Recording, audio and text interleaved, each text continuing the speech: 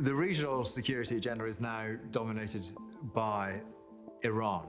And as is often the case with Iran, we are asking ourselves whether or not the regime is in real danger or not.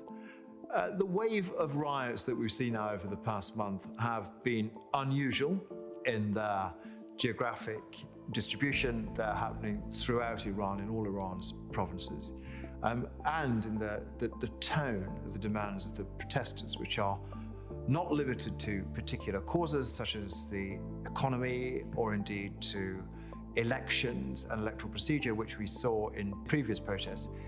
But they're focused on the regime itself and on the past of the supreme leader, Ayatollah Khamenei. So that does make them slightly different.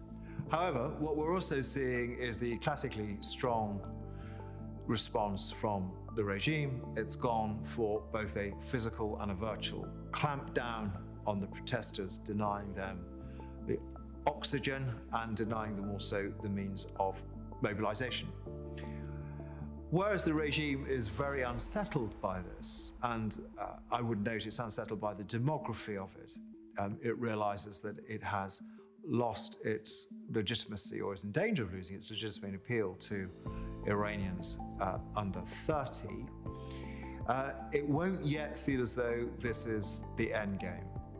It has immense experience in dealing with internal dissent. Its security, intelligence, law enforcement agencies are geared primarily towards the suppression of dissent under the mission of protecting the revolution. And they would feel that they are able to deal with this. I think what's particularly interesting about these protests is it is a rehearsal and a foretaste of how eventually the regime will go. This is not a regime that has very much negotiating room. The Islamic Revolution relies upon a structure of bodies and organizations which have to hang together, otherwise the whole system will crumble. So there's no room, for example, on electoral processes. There's no room really for negotiation over the primacy or the conduct of the security and intelligence services. There may, however, be a little bit of room for negotiation over the social demands, particularly over women's headdresses and the freedoms enjoyed by women in public spaces and assembly.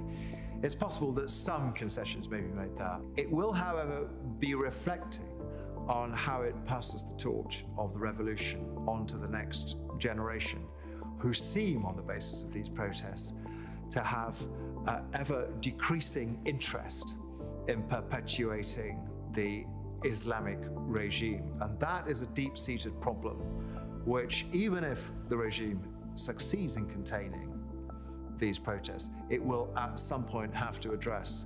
And of course, everyone in Iran is mindful that Ayatollah Khamenei has not been well.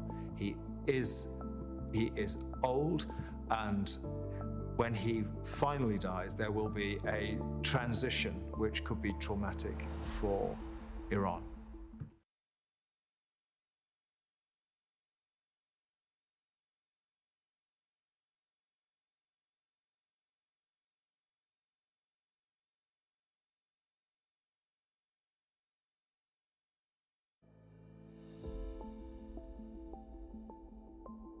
This past year has been an unprecedented one in terms of regional diplomacy. We have seen détente almost across the board.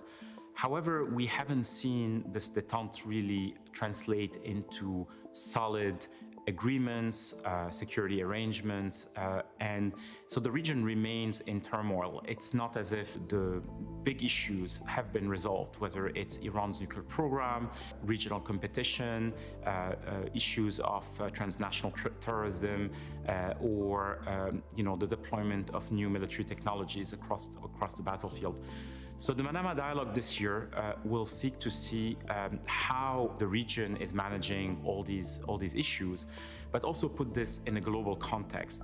Obviously, with the war raging in Ukraine, with the Russian invasion, and the global impact, whether it's on geopolitics or on the economic front, the Middle East is very exposed to these dynamics. So how regional countries position themselves and try to navigate those turbulent times is going to be at the heart of this year's discussion.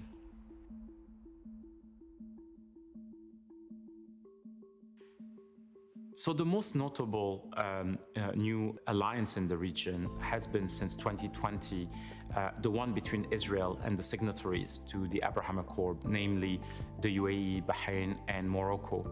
And we saw those four countries alongside Egypt, Jordan, and the US discuss more in terms of regional security, whether it's air defense, early warning, greater intelligence cooperation, and so on. The US is putting heavy emphasis on that. Israel is engaged. It sees that as a way to increase its regional integration.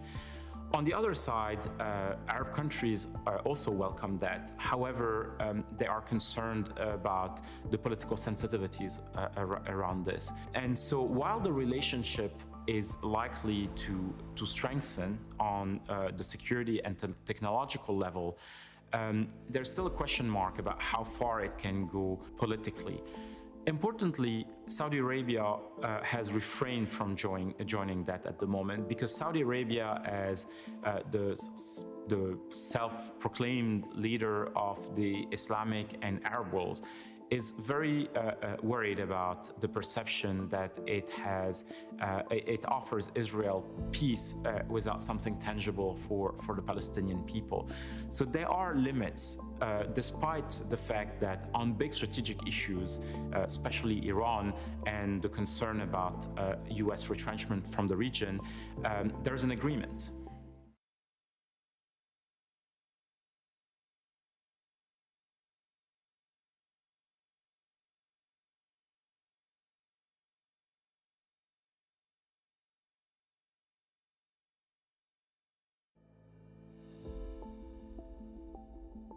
Russia is seeking forms of support and ways of reducing its international isolation from Middle Eastern countries.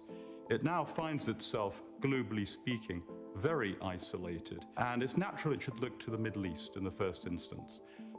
Before the invasion, Russia had pulled off the difficult trick of establishing cordial relations with pretty much every Middle Eastern country, even those countries in the region with bad relations among themselves. And in particular, Russia has sought ways to mitigate the effects of sanctions, of Western sanctions against it.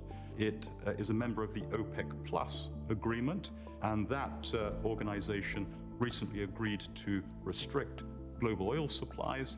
That raises the price. That's very welcome to Russia. It's very unwelcome to Western governments. In addition to that, we've seen the UAE and other countries buy assets in distress sales that Western companies are selling as they leave Russia.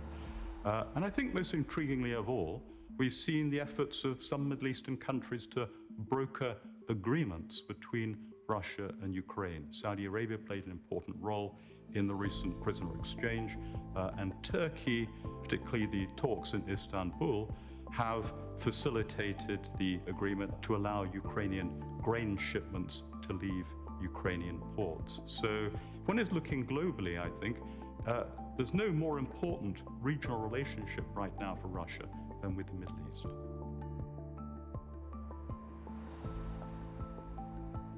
I think there are three reasons why Middle Eastern countries need to pay close attention to the Russia-Ukraine war. The first is that this is, in effect, the third major power conflict in Europe in the past century. Now, Western countries aren't yet fighting in the war, but they are actively supporting a country at war with Russia. This could escalate in unpredictable and globally dangerous ways. So it needs to be followed very closely. The second reason is that the war has already produced some very significant larger international consequences, in particular economic ones, and especially commodities price inflation, oil and food in particular. Now, high oil prices have been good for some Middle Eastern countries, but they've been bad for others, in particular the food importing countries. This is in turn producing global economic turbulence, which I think, again, is worrying and could get worse. The third reason is that this war is ushering in a new dawn of geoeconomics. Western countries are honing and applying potent new instruments of economic warfare, in particular in the energy sector. We see now emerging in the West, in effect, an effort to create an oil buyers cartel against Russia. That's a very significant precedent. That is something that other major oil exporters, including those from the Middle East, need to pay very close attention to. It could have longer-term implications for them too.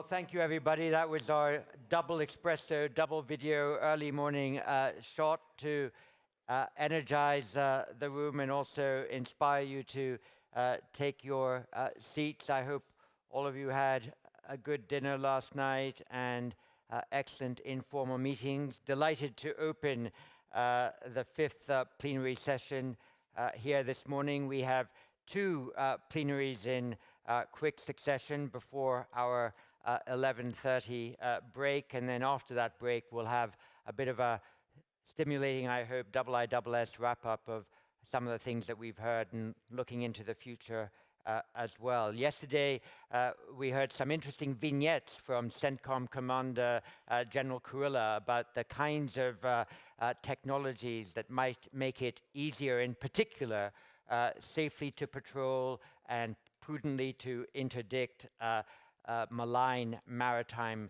traffic. It's very difficult to be in the Kingdom of Bahrain or in a Gulf Arab state without considering the issues of maritime security and global maritime choke points. It's sometimes said that for the North American Indo-Pacific tilt to be successful, it's vital to have an important presence in the Middle East, given how much energy resources flow from the Middle East to Asia.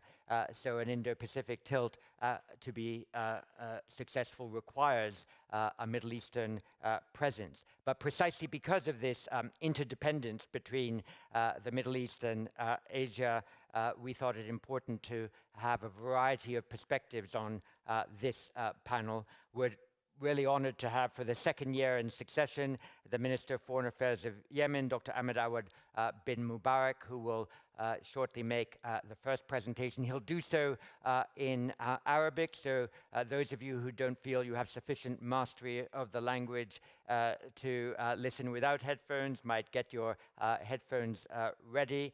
Followed by that, we'll have His Excellency Khalifa Al-Marar, the Minister of State for Foreign Affairs and International Cooperation in the Ministry of Foreign Affairs of the United Arab Emirates.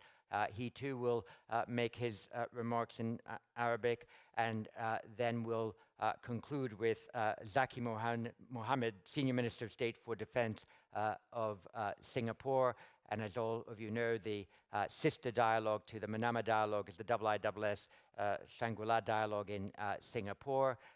Party political broadcast now. The 20th anniversary of the Shangri-La dialogue will take place between the 2nd and the 4th of June in 2023, and we'd be delighted to have an important Middle East presence also at that event.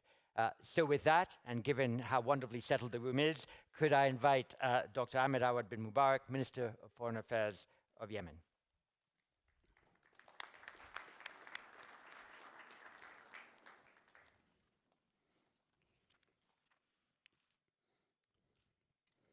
بسم الله الرحمن الرحيم. In the name of God, Excellencies, ladies and gentlemen, first of all, I would like to extend my thanks and appreciation to the Bahraini Minister of Foreign Affairs and the International Institute for Strategic Studies for the great organization of the works of the Manama Dialogue, to which we are keen to participate because it is a high-level and distinguished forum.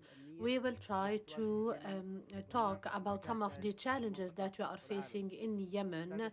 Ladies and gentlemen, the importance of Yemen lies in its strategic location, which overlooks the Red Sea, the Gulf of Aden, the Arabian Sea, and a coastline of more than 2,400 kilometers. This site is of particular importance since it gives on the Bab el-Mandeb Strait, one of the most important straits for international navigation. Yemen's location is also of great importance to international navigation, since ships arriving and departing from and to Europe through the Suez Canal pass through the Bab el-Mandeb Strait, which is supervised by Yemen on one of its aspects. On the 1st of the previous September of last year, the terrorist Houthi militia staged a very large military parade in the city of Hodeidah, and Hodeidah is one of the most important cities overlooking the Red Sea, and it is covered by the Stockholm Agreement. The militia exhibited models of its drones, missiles, naval mines, booby-trapped drone boats, radars, and even jamming systems. Through that provocative military display, the Houthis wanted to send two messages. The first being that the Stockholm Agreement, which the militia did not implement any of its provisions, is no longer valid. The second message is to confirm the ability of the terrorist militia to threaten international navigation in the Red Sea in a more dangerous way than previously. This was not, of course, surprising because the militia has, during the previous past years, has planted sea mines which have claimed the lives of dozens of fishermen, striking ships with suicide drone boats and naval missiles, and they carried out acts of piracy. I do not want to dwell on the details of the maritime accidents that they have perpetrated, though numerous, but you can refer to the teams of the United Nations experts on Yemen who can explain the nature of the threat posed by the Houthi militia to international navigation in the Red Sea and the Bab el-Mandeb Strait, which is one of the most important strategic straits in the world. Security threats are increasing in the straits due to the militia's control over a wide band of the coastal areas and their reliance on the intelligence information provided by Iran through their spy ships. The first one was Safiz and Behshad.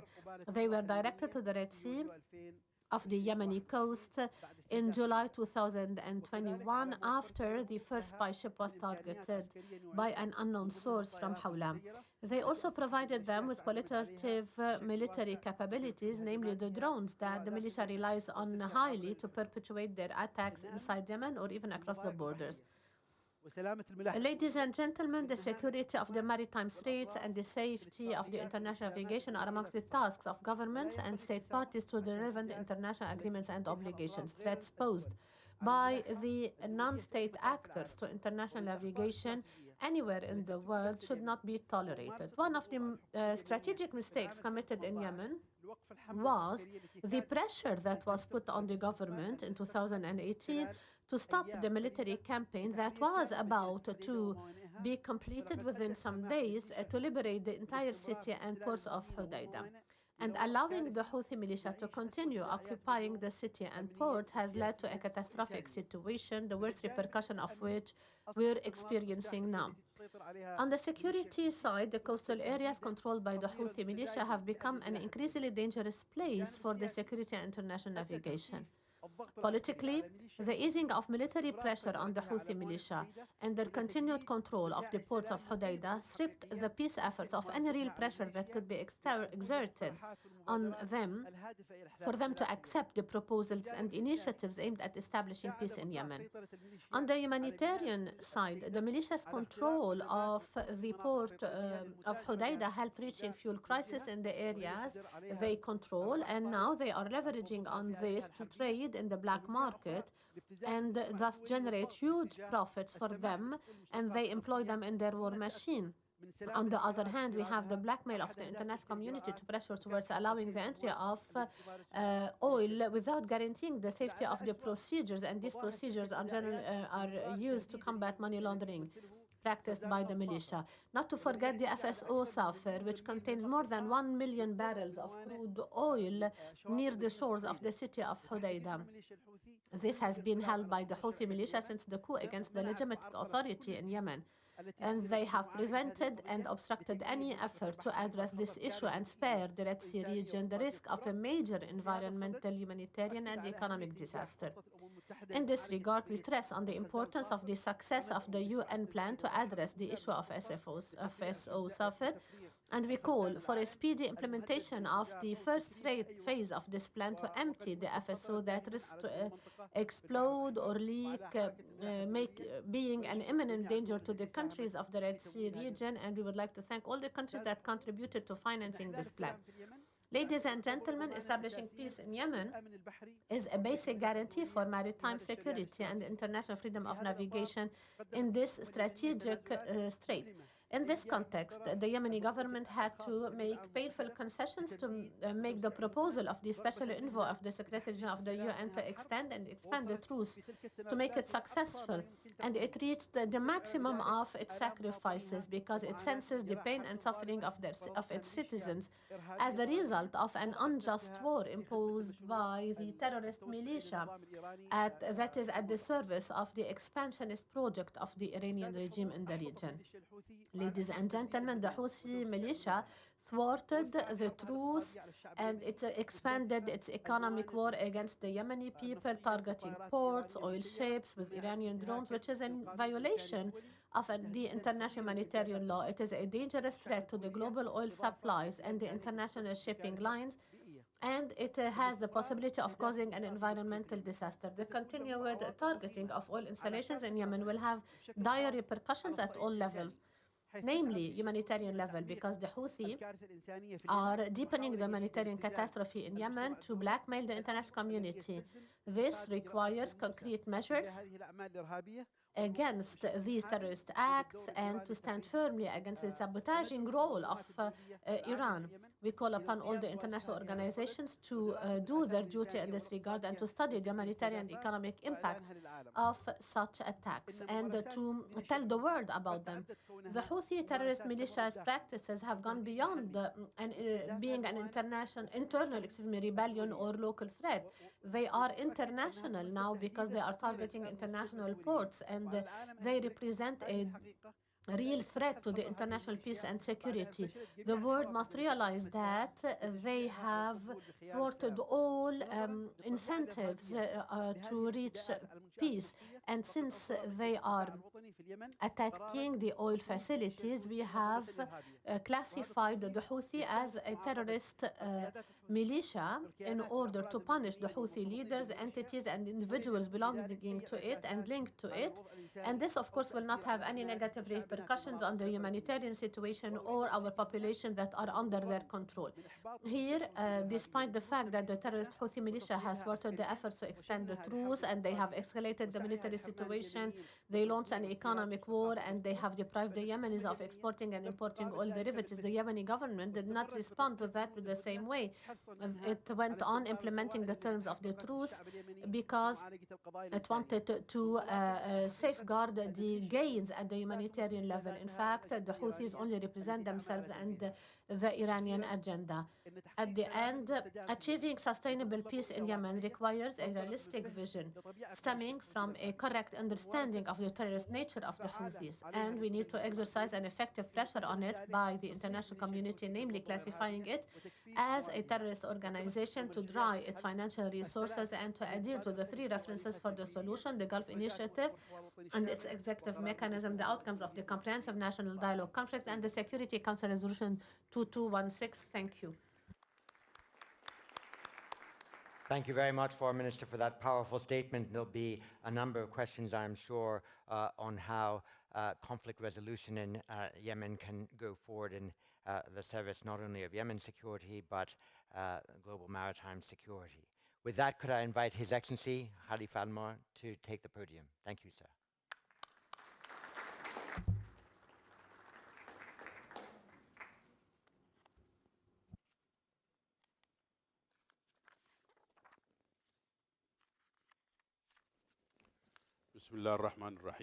In the name of God, Your Excellencies, ladies and gentlemen, please allow me at the outset to extend our sincere thanks to the brothers in the Kingdom of Bahrain, to the government and people of Bahrain, and to the Ministry of Foreign Affairs in Bahrain for the warm reception and hospitality. I also thank them for continuing to hold the Manama dialogue sessions annually without interruption, and here we are today at the 18th session. My thanks are also extended to the IISS, for organizing this distinguished and important forum. I would like to thank Dr. John Chipman for inviting us to take part in this session. When it comes to the topic of this session, it is necessary to emphasize the importance of the security of waterways in the Arabian Gulf and the Arabian Peninsula, especially in the Hormuz and Bab el-Mandeb Straits. Promoting the security and safety of international maritime navigation in this region is a challenge and a priority for the countries of the region. Threats to the security and safety of these waterways were never just a possibility. It was rather a reality, as witnessed by the series of incidents and attacks that occurred over a long period of time. These threats still exist at the time being. Please allow me to touch on 3 points. First, the strategic importance of the Hormuz and Bab el-Mandab Straits. Indeed, the Strait of Hormuz is the only waterway from the Arabian Gulf to the high seas, to the Arabian Sea, and then the Indian Ocean. It is the most important strategic strait in the world, through which about 25% of the world's oil consumption passes, and about a third of the world's consumption of LNG. It therefore controls the global energy security to a large extent. It is also extremely important for international trade of all countries bordering the Arabian Gulf. As for the Bab el-Mandab Strait, it is also of great international strategic importance. It is the third largest strait where international energy supplies pass after the Strait of Hormuz. Indeed, more than 6.5 million barrels a day of oil pass according to pre-COVID-19 estimates. The strait has also a strategic importance for Europe, since most of Europe's trade with Asia passes through it, in addition to all the maritime traffic to and from the Suez Canal that crosses to and from the Indian Ocean. In light of developments in the energy security at the international level, the strategic importance of these two straits increases to a large extent. Equally important is the need to secure the safety and security of maritime navigation through them. Second, there are various sources of threat to the security of maritime navigation through the Strait of Hormuz and Bab el-Mandab Strait, starting with the acts of maritime piracy, threats by international organizations and groups, and threats and hostilities resulting from escalation of tension and disputes between states, miscalculation of the parties' intentions that have to do with the security of the region. Between 2005 and 2011, increased acts of maritime piracy threatened the security of waterways in the region and disrupted international trade. Terrorist acts are still a threat to maritime navigation in and around these two straits, since the terrorist attack on the destroyer IISS Cole in the Gulf of Aden in October 2000. It was followed by the attack on 4 oil tankers off the coast of the UAE on May 12, 2019, and the subsequent attacks in June 2019, July 2021, and August 2021. In addition to the hijacking of ships and multiple maritime accidents that targeted the military vessels operating in the Persian Gulf. In the Red Sea and the Bab el-Mandab Strait, hostile actions by the terrorist Houthi militia have posed and still pose a constant threat to the security of international maritime navigation through the use of missiles, drones, booby-trapped ships, and naval mines. The Houthi terrorist group did not hesitate to threaten international shipping lanes passing by the Bab el-Mandab Strait. It lately did so after it refused to renew the truce in Yemen, which ended on October 2, 2022. Tensions and conflicts in the Horn of Africa, especially in the countries bordering the Bab el-Mandab Strait, also pose a threat to the security of maritime navigation there. Third, the United Arab Emirates has always worked to support security and safety for maritime navigation in and around the Straits of Hormuz and Bab el-Mandab. When maritime piracy emerged, the UAE worked on supporting capacity building in Somalia and the Horn of Africa to confront piracy. It hosted also 2 international conferences in cooperation with the United Nations to mobilize support, provide financial commitments, and establish international alliances and coalitions to combat piracy in the region. The UAE adopts strict policies and measures to combat terrorist groups and organizations and to fight terrorist acts, including terrorist acts that target the security of maritime navigation in the region. In order to face threats resulting from increased tension in the region, the UAE has adopted a policy of de-escalation and has supported efforts to engage in a process of dialogue and research to guarantee the security and safety of maritime navigation with all regional and international actors that share an interest in maintaining the security and safety of trade supply chains and international energy through strategic waterways in the region.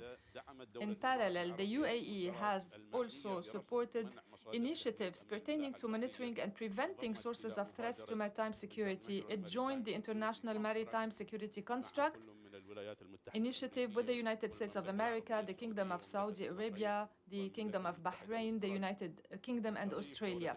The UAE hosts the European initiative, the European Maritime Awareness in the Strait of Hormuz Command Center, and it supports the various cooperation mechanisms engaged in combating terrorist acts in the Persian Gulf and the Red Sea.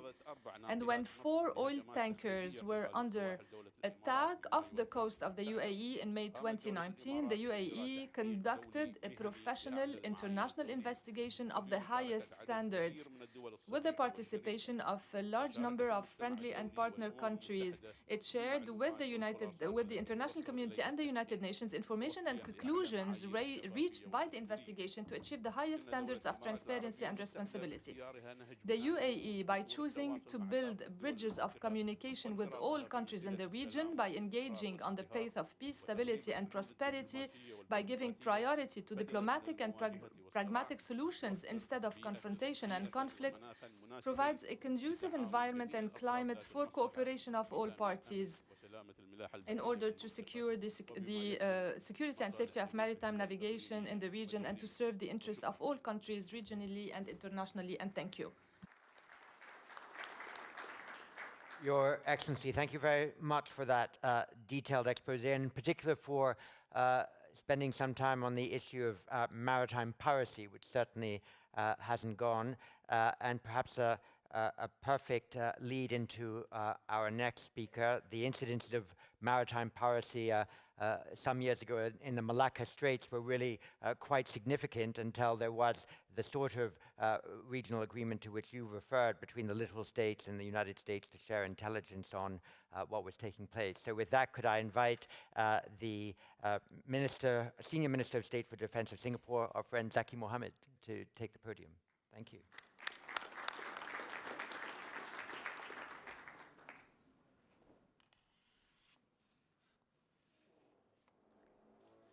Testing, okay.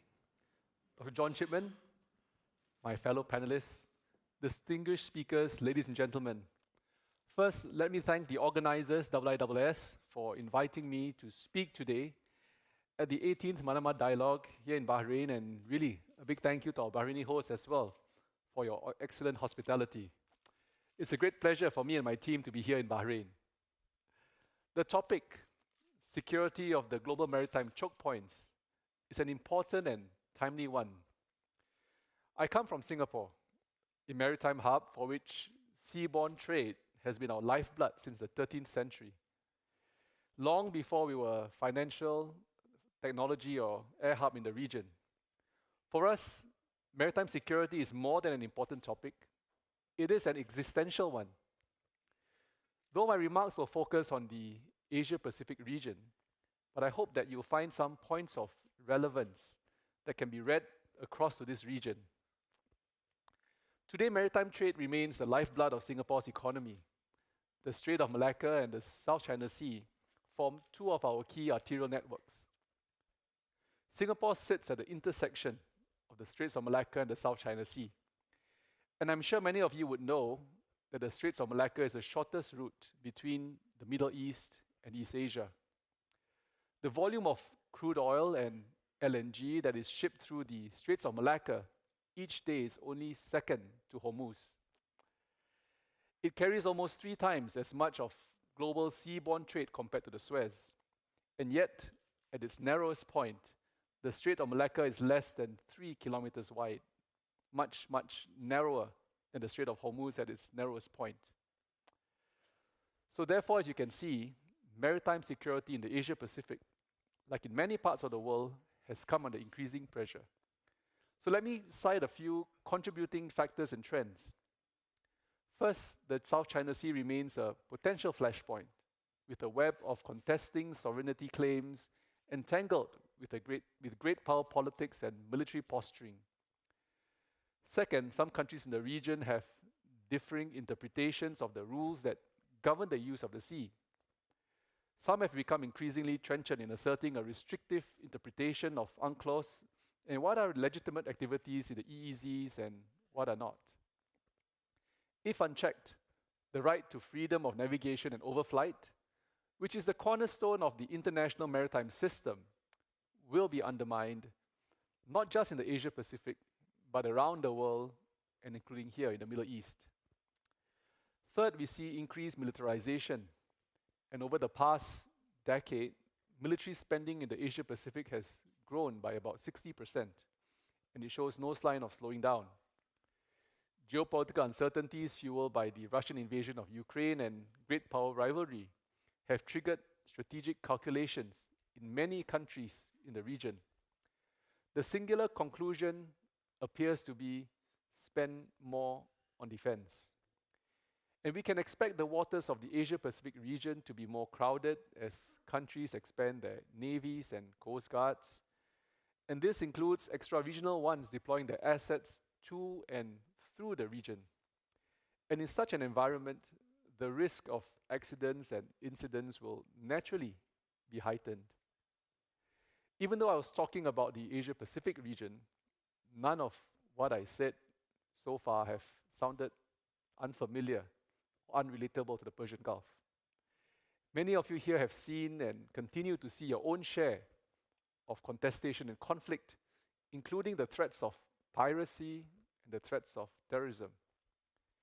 Faced with such a daunting slate of challenges, it is sometimes tempting to succumb to fatalism, especially as small states like Singapore and as middle powers.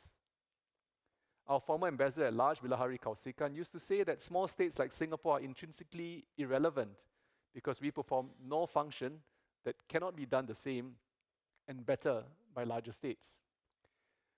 But I would argue that being intrinsically irrelevant is not the same as being doomed to irrelevance. I think there's a big difference there.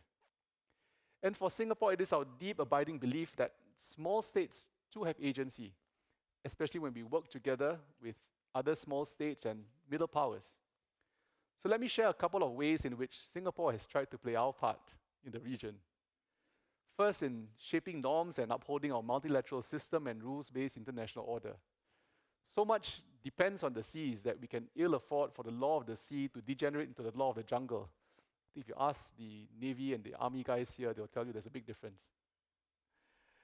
We all have fundamental interests at stake in upholding the right of all countries to freedom of navigation over flight, and upholding the primacy of international law, including the 1982 UNCLOS. All countries, including and especially the small ones, therefore need to come together to ensure that our voices are heard. Our voices are louder when we speak in unison. So dialogues like the Manama dialogue and the Shangri-La dialogue in Singapore are invaluable platforms to bring together countries, small states, middle powers, and superpowers alike. The world needs platforms like these to set the tone and shape consensus on what are acceptable norms in the region and allow for global discourse. And beyond dialogue, Singapore has and always will play our niche and contribute our niche capabilities within our resource limitations as a small country to uphold the international order. And this is why Singapore participated actively in the multinational Combined Task Force 151 as part of international counter-piracy efforts in the Gulf of Aden. Second is to build trust and confidence through practical cooperation. In the Asia-Pacific region, the ASEAN Defense Ministers Meeting, or the ADMM and the ADMM Plus, are key pillars of the regional security architecture. In fact, the 9th ADMM Plus meeting will be taking place in Cambodia next week. Combined, the 18 ADMM Plus militaries, which includes the US and China, make up close to 90% of the world's military forces. So the ADMM Plus today is the premier platform for advancing practical cooperation on security and defense matters in the region. It was under the ambit of the ADMM Plus that we promulgated a code for unplanned encounters at sea, or what we call the CUEs. All 18 ADMM Plus navies have since adopted and practiced the CUEs in ADMM Plus maritime security exercises, because we all recognize that we have a common practical risk in reducing the risk of miscalculation and escalation of incidents at sea. Now, there are many examples of this focus on practical, interest-based cooperation outside of the ADMM Plus. Since 2004, when piracy and armed robbery were rampant in the Malacca Straits, the littoral states, Malaysia, Indonesia, Thailand, and Singapore came together to coordinate joint aerial and maritime patrols. And this continues till today. In 2016, after a spate of kidnappings orchestrated by militant groups in the Sulu Sea region, the huge expanse of waters that border the southern Philippines, Indonesia, and Malaysia, the three countries forged a similar arrangement called the Trilateral Cooperative Agreement. As a small state, Singapore believes that we can play our part to foster peace and stability by facilitating more of such cooperation. And to this end, our Singapore Navy hosts the Information Fusion Center, a regional maritime security center that shares actionable information amongst regional and international navies, coast guards, and maritime agencies. And earlier in September this year, we officially opened the Multilateral Counter-Terrorism Information Facility, or CTIF, bringing together partner nations to share intelligence on terrorism and provide early warning in the region, including terrorism threats in the area. So, ladies and gentlemen, let me conclude. These are turbulent times indeed, with an increasing fractious geopolitical landscape. Multilateralism and the international rules-based order is under threat. Amidst the great power rivalry that we see around us, small states and middle powers are not without agency. We can all step up and fill in the gaps that have emerged in this more divided geopolitical environment. Multilateralism allows small and medium-sized states to have a voice and to secure open lines of communication and freedom of navigation. Now, how countries react to and manage challenges to multilateralism and the rules-based order will affect regional stability and the international environment that we all depend on to prosper and grow. And I believe that small states, especially when working hand in hand with middle powers, are well placed to advance key principles to chart a positive multilateral agenda based on practical cooperation. Thank you very much.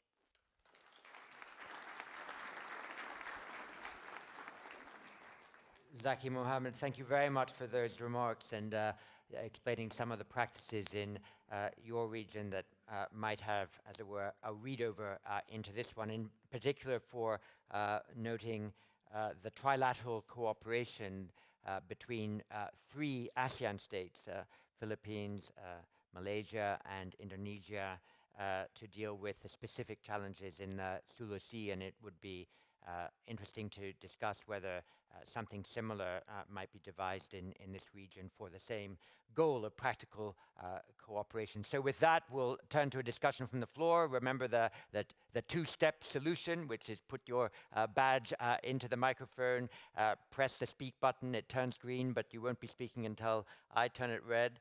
And could I ask to kick us off the IISS Asia Director in Singapore, James Crabtree. Thank you, John. I wanted to ask all of the panelists a question about the role of minilateral groupings in maritime security, specifically the two Quad groupings. So the now called I2U2 Quad grouping of Israel, India, the United Arab Emirates, and the US, in its initial foreign ministers meeting in 2021, highlighted maritime security as a potential focus of that body, although there hasn't been much subsequent to that. So I wondered perhaps particularly our guests from the UAE, but also from Yemen, if they might comment on the role that that body could play in maritime security. And for Minister Zaki from Singapore, a related question on the other Quad, the Asian Quad. At the Quad Leaders Summit this year in Japan, the 4 countries launched the Indo-Pacific Maritime Domain Awareness Initiative, which Singapore is a partner of sorts of because of the work of the Information Fusion Center in Singapore, which you mentioned.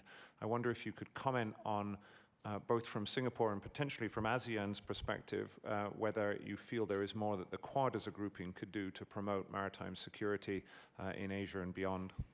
Super, thank you very much. Someone who wrote something recently on this subject, Veera Solanki.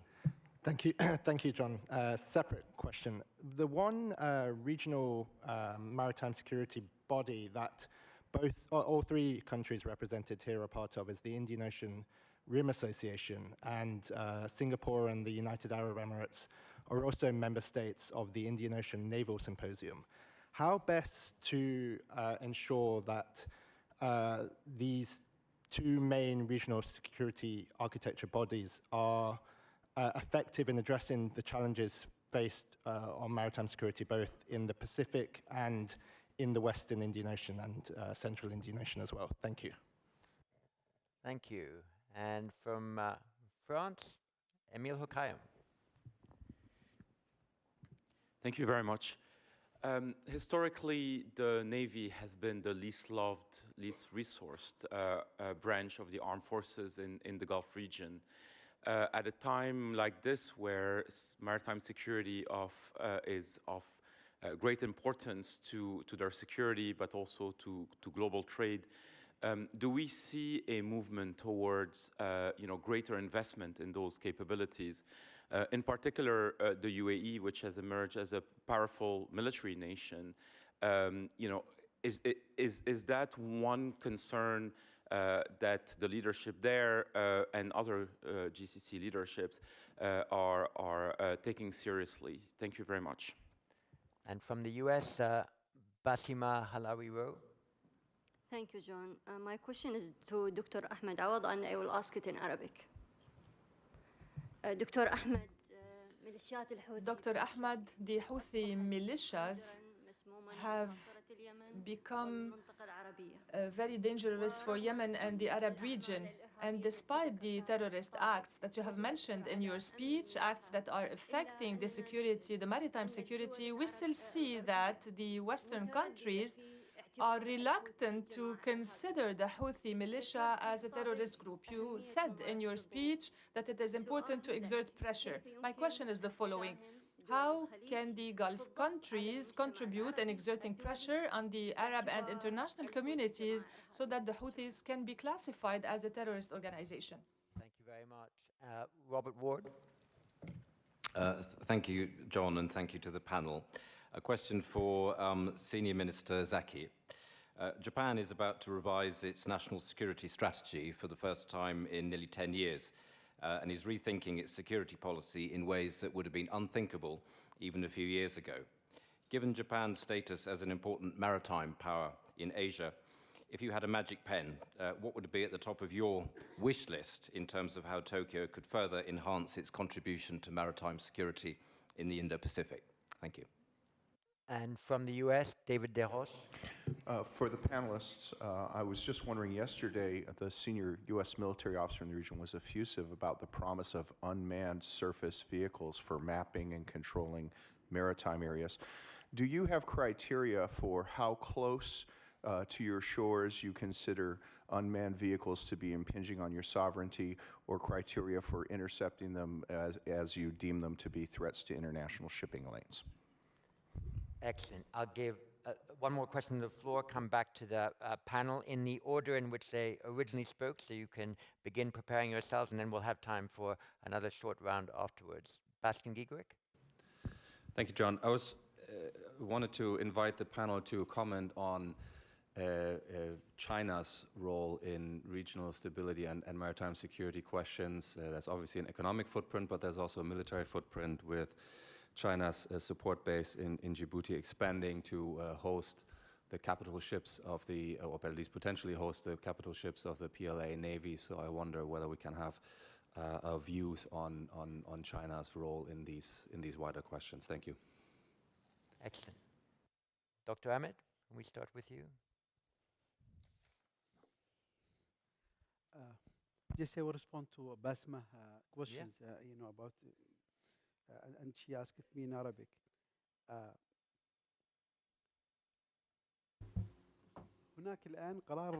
At the time being, there is an Arab decision to consider the Houthi militia as a terrorist group. The League of Arab States at the delegate level took a decision. The ministers of interior also took the same decision. There was also a previous decision by the US administration, the previous US administration, to consider the Houthis as a terrorist group. However, they step back from it. I believe that because of humanitarian concerns, I think that this is a very important issue. The Gulf states can play a major role in this regard. And I think that during the last security meeting of the GCC, the KSA asked for the Houthis to be classified as a terrorist group. And on many occasions, efforts have been exerted to do the same. So the same issue is being highlighted again and again. I think that when it comes to the international community, we need to adopt a new approach. Lately, when dealing with the Yemeni issue, the Western countries were only relying on the humanitarian dimension and not on the other aspects. So this has led to aggravating the humanitarian situation for the last 8 years. And in my speech, I mentioned Stockholm and Hodeidah. So if we look at how the humanitarian situation was in Hodeidah before 2018, and if we look at the humanitarian situation after the Stockholm agreement, 4 years after the Stockholm agreement, we will see that the situation has been aggravating. So this approach that only tackles the humanitarian dimension is in fact leading to more problems in Yemen and is aggravating the situation in Yemen. We need to exert lots of pressure, and I believe that the world has learned a lot from what is happening in Ukraine. And in the opening address, the president of the European Commission mentioned this issue, and she said specifically the use of Yemen as a platform to threaten the region by using the Iranian drones that are being given to the Houthis. So the image is becoming clearer. We need to adopt a new approach taking into account the new geopolitics in the region. But we believe that without exerting real pressure from the international community, from going beyond the humanitarian dimension, nothing can be done. So we need to establish a link between what is happening in Yemen and what is happening in Iran. The Houthis, was it not for the pressure on the Iranian regime, we would have seen, in fact, some development in the Yemeni file. Thank you. Thank you very much. And is there anything you wanted to say from your own perspective about how you might welcome the procurement of greater naval capabilities by some of the other Gulf Arab states to develop maybe even more of a, as it were, indigenous capability to patrol the waters of the region? Well, we welcome all the initiatives by our, either by our Saudi, our Gulf brothers and the other initiatives, and we are part of all these initiatives, and we are supporting, because of the war, our institutional capacity, especially in the, safeguards and the maritime capacity, is not that, strong that we will be able alone to play, a crucial role in protecting our borders or our seaports. So, in coordination and cooperation with our friends and allies, we are working together. So we welcome this. But taking consideration the internal challenges that we have, maybe we're not able to play a crucial role in this kind of initiatives. Thank you very much, Khalifa Al-Mawar. Well, first I would like to say that the threats to maritime security is just one aspect, one manifestations of the conflict, increased tension in the region, conflict in the region within states, between states, and in that regard, it has to be addressed in more overall settings. And in all groupings, whether it's I2U2 or the Indian Ocean Rim Organization and other groupings, the maritime security is one aspect of cooperation among. This is the multilateral cooperation in this respect. And it goes without saying, of course, that the countries of the region are investing in this aspect, whether in software or hardware to contribute to the security of the region, including, of course, maritime security. I'm not a military expert in that, to go into that details, but this is obvious, and people who witness all the events here and the exhibitions, military and security also exhibition, would see that the countries in the region are investing, and maritime security is of a priority for them, and they are investing in that capacity. But in this regard, I would say, since the UVAs and unmanned vehicles has been mentioned, and in view of what has been even discussed here through starting with Her Excellency von der Leyen and the military panel who expressed that, I think it is time to think of some international rules, agreed rules to regulate or to address this unregulated use of UVAs. And this is, I think, is an important issue, and it is time to have some internationally agreed legal base to look into this threat. Thank you. Thank you very much. We at the IISS have been persistent advocates for legal diplomacy to continue to modernize the principles and norms of international law to make them relevant to the emerging and different threats to the international order since Hugo Grotius began speaking about international law some centuries ago. We often are very alert to the need to revise our domestic laws to deal with different forms of a social or domestic compact, but the speed at which we modernize international law is perhaps a bit behind the geostrategic movements that are taking place internationally. So I thank you for the endorsement of the principle implicitly of legal diplomacy to that end. Zaki Mohammed, you had quite a lot of questions, so I'll give you a few minutes to comprehensively to answer those if you like. Go ahead. From a region far, far away. Exactly. Okay, so we had good questions from James, and as well as Viraj on the multilateral and unilateral security arrangements that you find around. This is the Quad, AUKUS, and so forth. I think from Singapore's perspective, we welcome unilateral agreements because I think to some extent, as I shared, practical cooperation is certainly one way in which we can go above and beyond areas of contestations, areas of disagreements, and so forth. So if I look at the Sulu situation, for example, between Malaysia, Indonesia, and Philippines, it was raised last year by Minister Prabowo when he was here as a keynote speaker as well, that countries can rise above conflicts over EEZs or sovereignty and move into practical cooperation and build understanding. And that's what we want in any regional security architecture. So whether it's Quad or AUKUS, I think it's important that we also welcome such multilaterals or unilaterals to cooperate with us.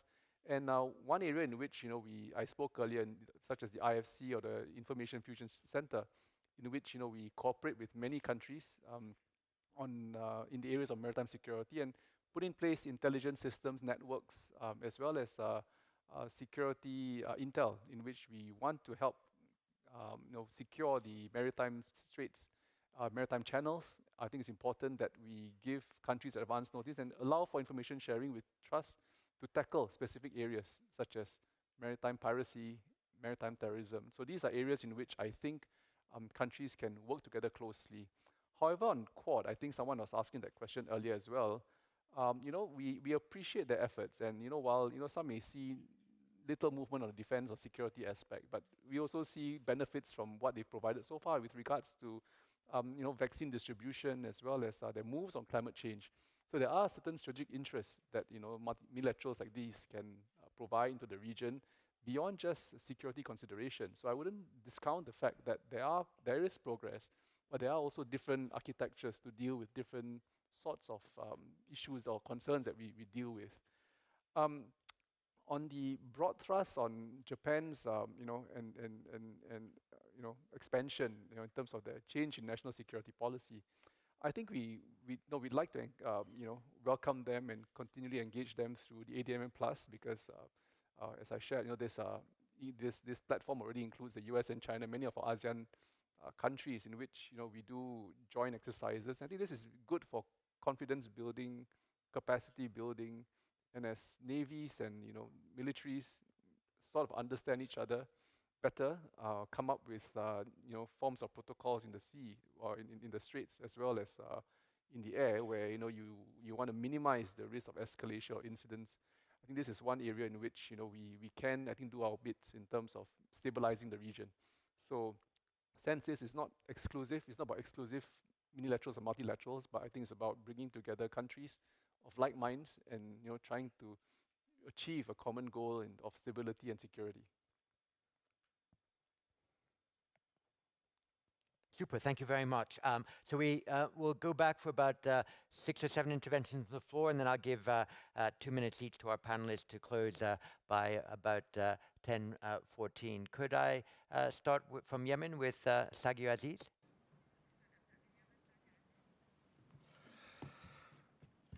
I would like to thank Bahrain for its hospitality and warm welcome. I would like also to thank Mr. John for inviting us and for managing the various sessions. The threats to maritime choke points have been preceded by lots of threats to the Yemeni population. The Houthi militia, supported by Iran, is harming the Yemeni population. The Yemeni population is being killed, and some countries haven't yet seen and felt the suffering. I would like to thank the Arab coalition headed by the Kingdom of Saudi Arabia, the United Arab Emirates, for standing with the people of Yemen and its military that is defending the freedom and dignity of Yemenis.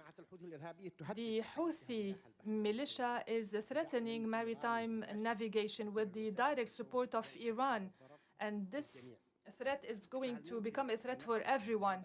Is it possible to come up with support to the Defense Council of the Yemeni that supports or that considers the Houthi as a terrorist group, and by supporting the Yemeni military to fight this group? Thank you so much.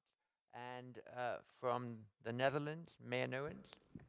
Thank you, John, and thank you to the speakers as well. I'd like to ask Mr. Zaki about CUES, which was the Code for Unplanned Encounters at Sea, which was agreed in 2014. Do you think that considering the heightened tensions and the proliferation of capabilities in the Indo-Pacific, that this requires updating? And if you could update it, how would you do so?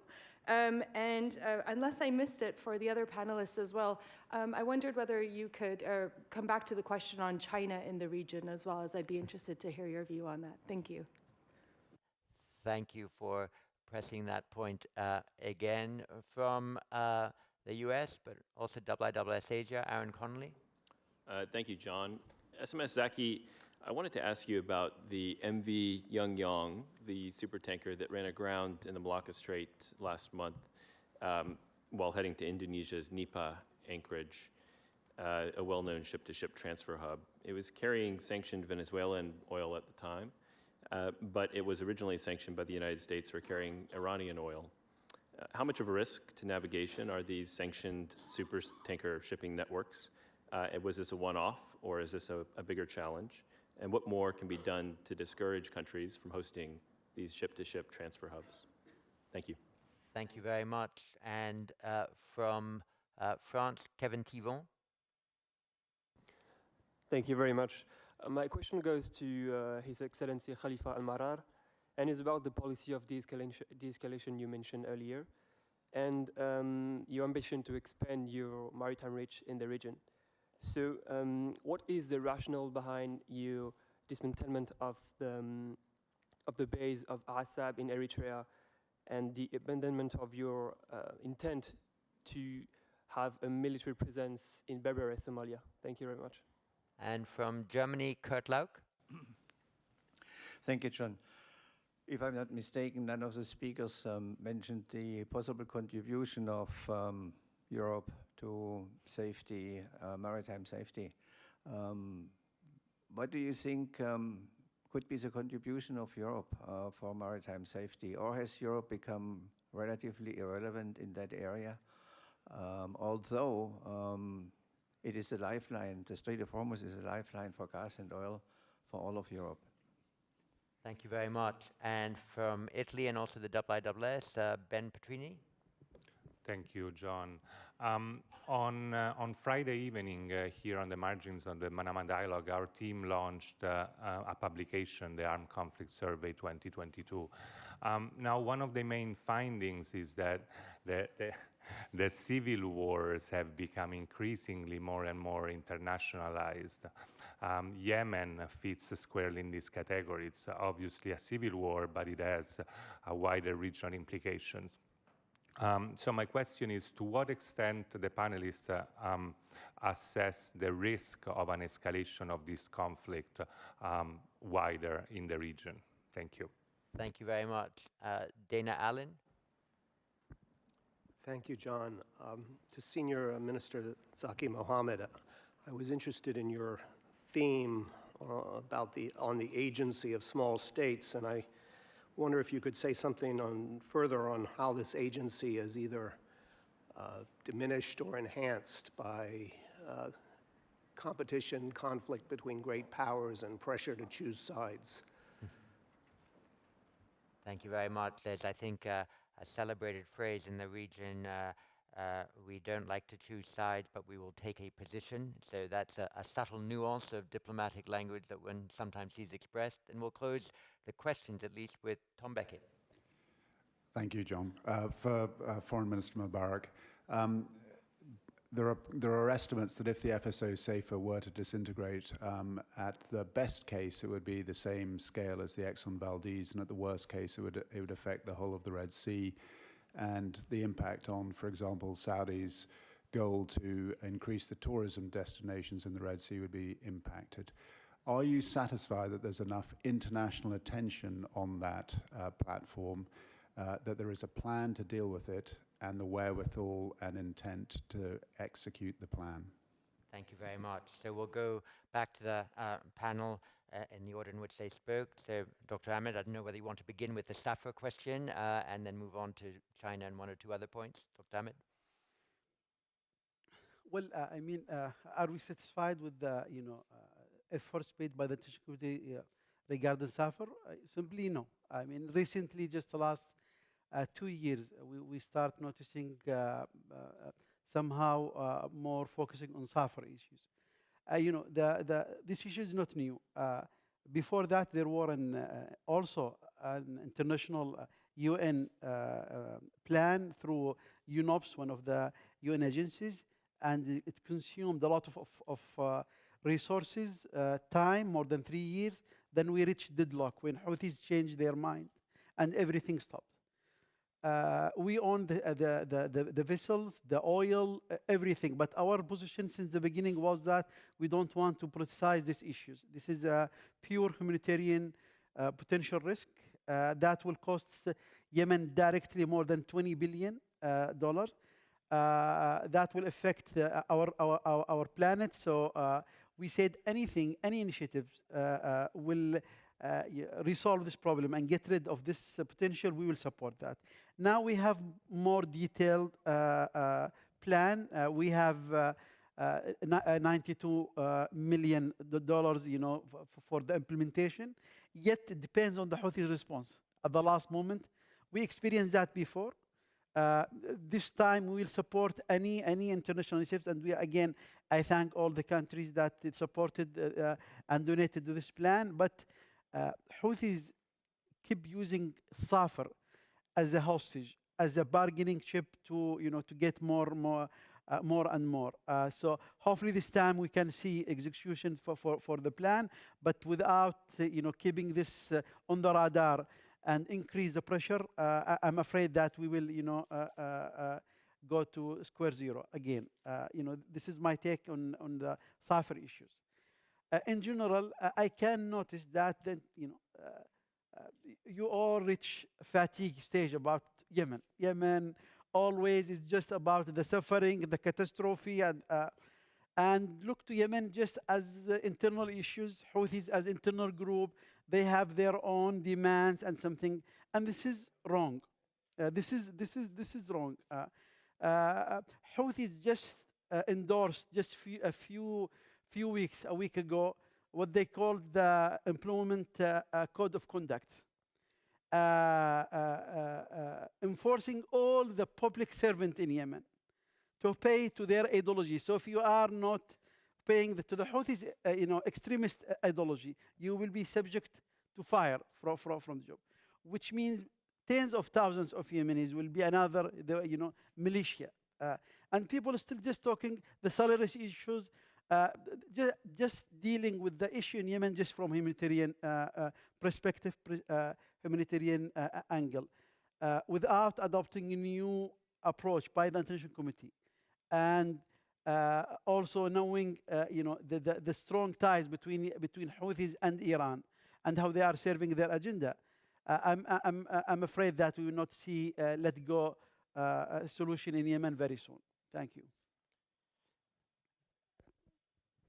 Go ahead. Yes. Oh, thank you. Well, I would start by saying that the maritime security in the region is of great interest, and not only to the littoral states in the region, but it is, I think, a legitimate interest for maritime powers and for the international community at large.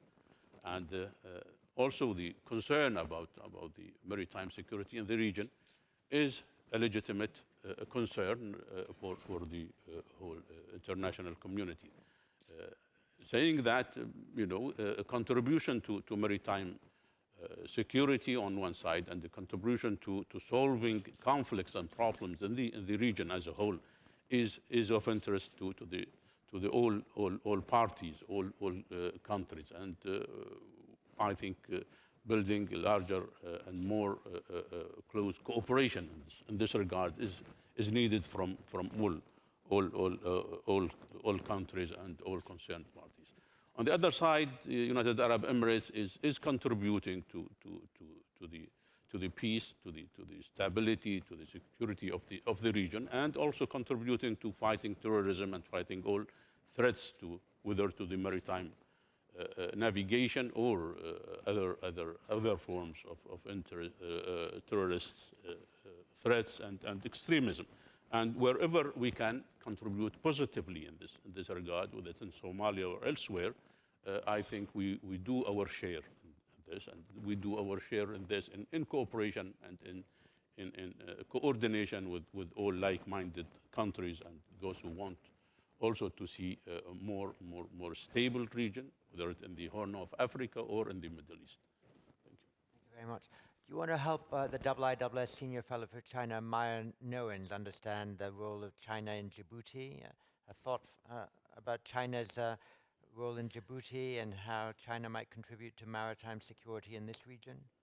Well, I think our relation with China is our strategic economic and trade partner, and whatever China would contribute positively to the stabilization of the region, would contribute positively in the region, I think in that regard it will come. But I'm not an expert on the military side, what to comment on any specific issue in this regard. Thank you very much. Zaki Mohammed, a lot of questions again to you, including a very particular one on ship-to-ship transfers. Go ahead. Yes, thank you very much. Now I'll start with the topic that I started with, the theme of small countries and middle powers. Because honestly, I think in Singapore we are quite, when no illusions that when the big powers shake, we are just price takers. Honestly, I think there's very little you can do as one country. I think that's the honest truth. The U.S., for example, if you look at the Asia Pacific region, is our largest investment partner. China, on the other hand, being part of the region too, is our largest trading partner. So how do you choose? So to some extent, it's not about not taking choice or positions, but it's really about taking principled stands. And how do you bring countries together? Because small states, one on our own, you have very little agency or voice. But as a bloc, when you use platforms like ADMM or ASEAN, or other platforms like the UN, for example, you do have a bigger say, a bigger voice to put points across. So if you think about, when Singapore took a principled position on the Ukraine-Russia conflict and imposed sanctions, I think that's a principal point, not because we took sides, but because large states should not should not impede on the sovereignty of smaller states. I think that was quite clear. And we, being a smaller state too, needed to put that position and point across. And therefore, you have to use platforms. You have to use, collaboration, cooperations with middle powers and large powers to bring them together, as I've shared with about ADMM+. So that leads to the second question on the code for unplanned encounters.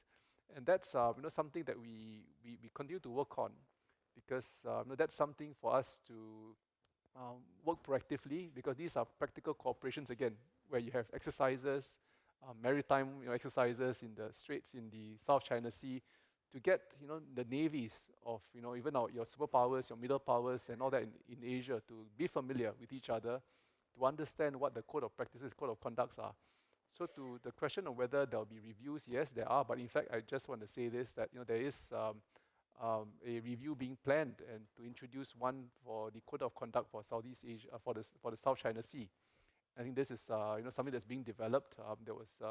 So give it time, and I think the countries will develop one for the South China Sea as well.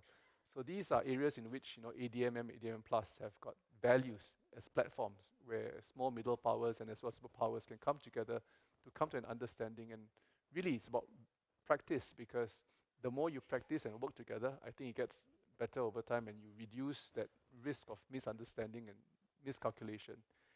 On the last point on the supertanker, I don't have a view on that, because that's not exactly defense per se, but it's more international customs. But in short, I think it's not everything that comes through the strait comes to us as well. So it's very hard to say what's illegal and what's not. But I think what's clear is this: I mean, if there's contravention of international conventions or agreements, I think we have to enforce that. So I think that's as far as I can say. Well, thank you very much. Let me, as I did almost 23 hours and 30 minutes ago, ask you to do two things in this order. First, please stay in this room, because we'll start the next plenary in 2 or 3 minutes, as soon as we have made the aménagement of the stage here and rebadged people according to their proper identities. And secondly, please give a very warm vote of thanks for the excellent panel we had this morning from these three speakers. Thank you.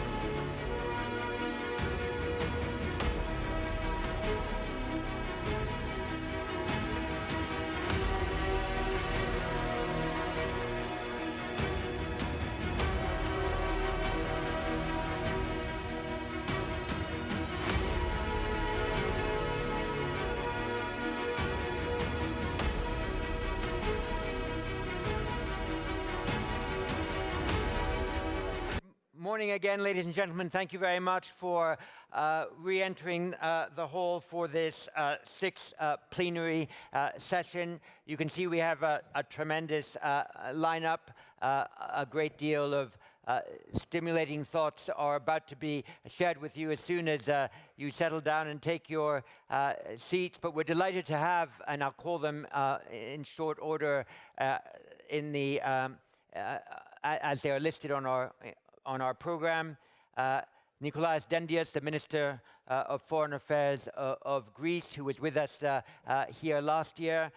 He'll speak first. I should again note that the IISS is working on a major strategic dossier on the geopolitics and geoeconomics of the Eastern Mediterranean, where around 9 countries have all sorts of conflicting and competing and in some cases cooperative arrangements for their to preserve and advance their geostrategic and geoeconomic interests in the area. And I think the Eastern Mediterranean is becoming a sort of sub-strategic region of its own accord. Again, for the second year running, we're delighted to have Dr. Eyal Hulata, National Security Advisor of Israel. You recall he was here last year to, as it were, mark diplomatically the reality of the Abraham Accords and how they are facilitating, as the title of this plenary suggests, new and relevant security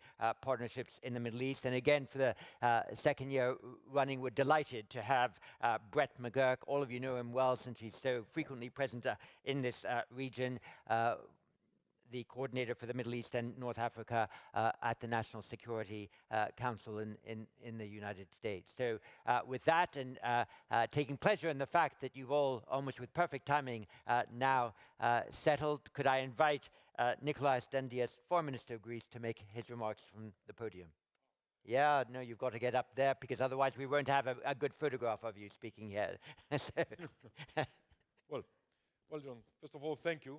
And I have to say it's very encouraging that you're trying to do a dossier for the Eastern Mediterranean. Good luck with that.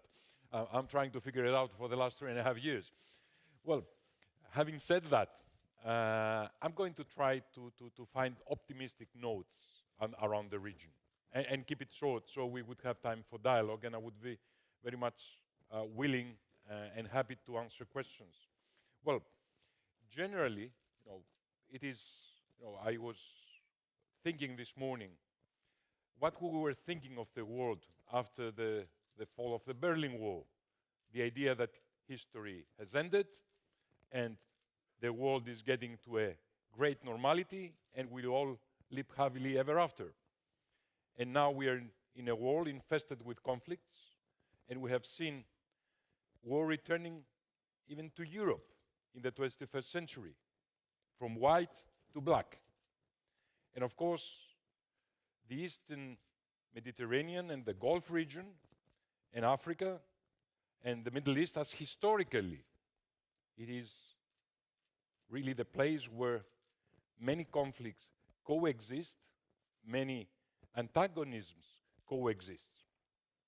But can we find something positive on this region? I would mention 3 things. I would start with the Abraham Accords, which I think is a game changer. We have here somebody that's much more capable of talking about that than me, but being an observer sometimes gives you a very clear picture.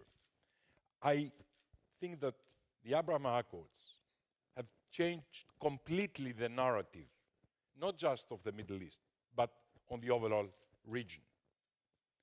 Israel is able and willing to cooperate with Arab countries and create a new reality on the ground. The second thing, which is smaller, but I have to say from my side of view, even a greater achievement, is the delimitation agreement between Israel and Lebanon. Because on this agreement, we see something quite unique. An agreement between 2 countries that yet again they do not recognize each other. And yet again, they find ways not only to resolve a long-standing issue, but also apply international law and international law of the sea on the resolution of this issue, which means accepting that the world is a rules-based society, and at the same time creating a great example for the Mediterranean and for the world on the contested issue of delimitation of sea zones. And if I'm allowed to mention a third great example, is the delimitation agreement between Greece and Egypt, something that was negotiated for something like 35 years. Because this delimitation, which I had the honor to sign with my dear friend Samek Sukri, is not just a bilateral agreement on delimitation of sea zones. Is a connecting lane between Africa and Europe, which could be used for interconnectors, for pipelines, and at the same time, again, it's a perfect example of how application of international law and international law of the sea creates the perfect example of how could countries could resolve differences through dialogue, through application of international law, through acceptance of a rules-based order, and move forward and create stability and wealth and prosperity, not just for their own citizens, but for the citizens of a much larger area than that. I will stop here because I thought that the best thing I can do to raise your spirits is, in this very difficult time for the world, is at least underline 3 successes we had recently. Thank you so much. Thank you very much. And I'm sure you'll be cross-examined shortly both on those successes and the 4th and 5th ones that you will want to achieve in the next 6 months or a year. Dr. Eyal Hulata.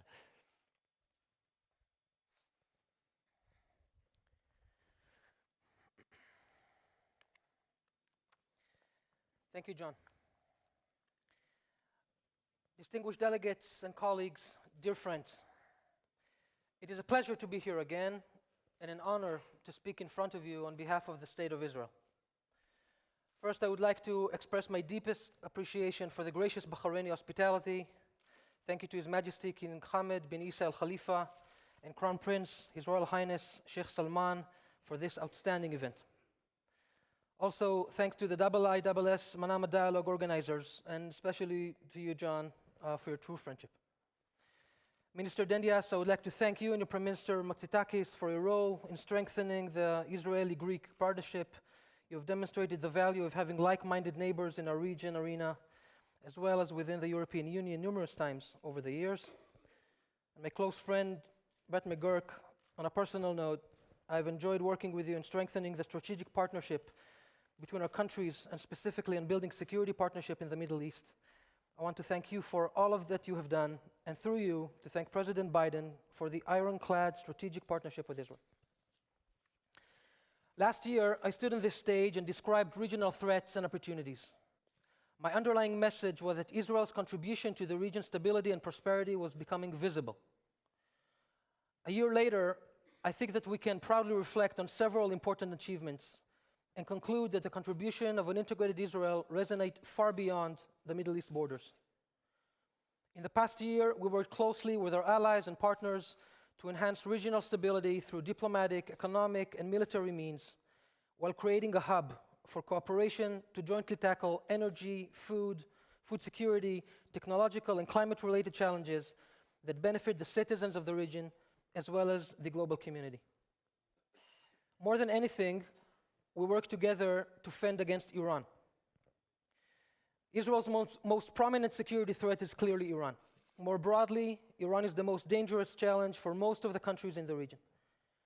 Building upon the message delivered by the President of the European Commission, Ms. Ursula von der Leyen, in her opening statement of this conference, in recent months, it is becoming more obvious than ever that Iran is a global, clear, and present danger.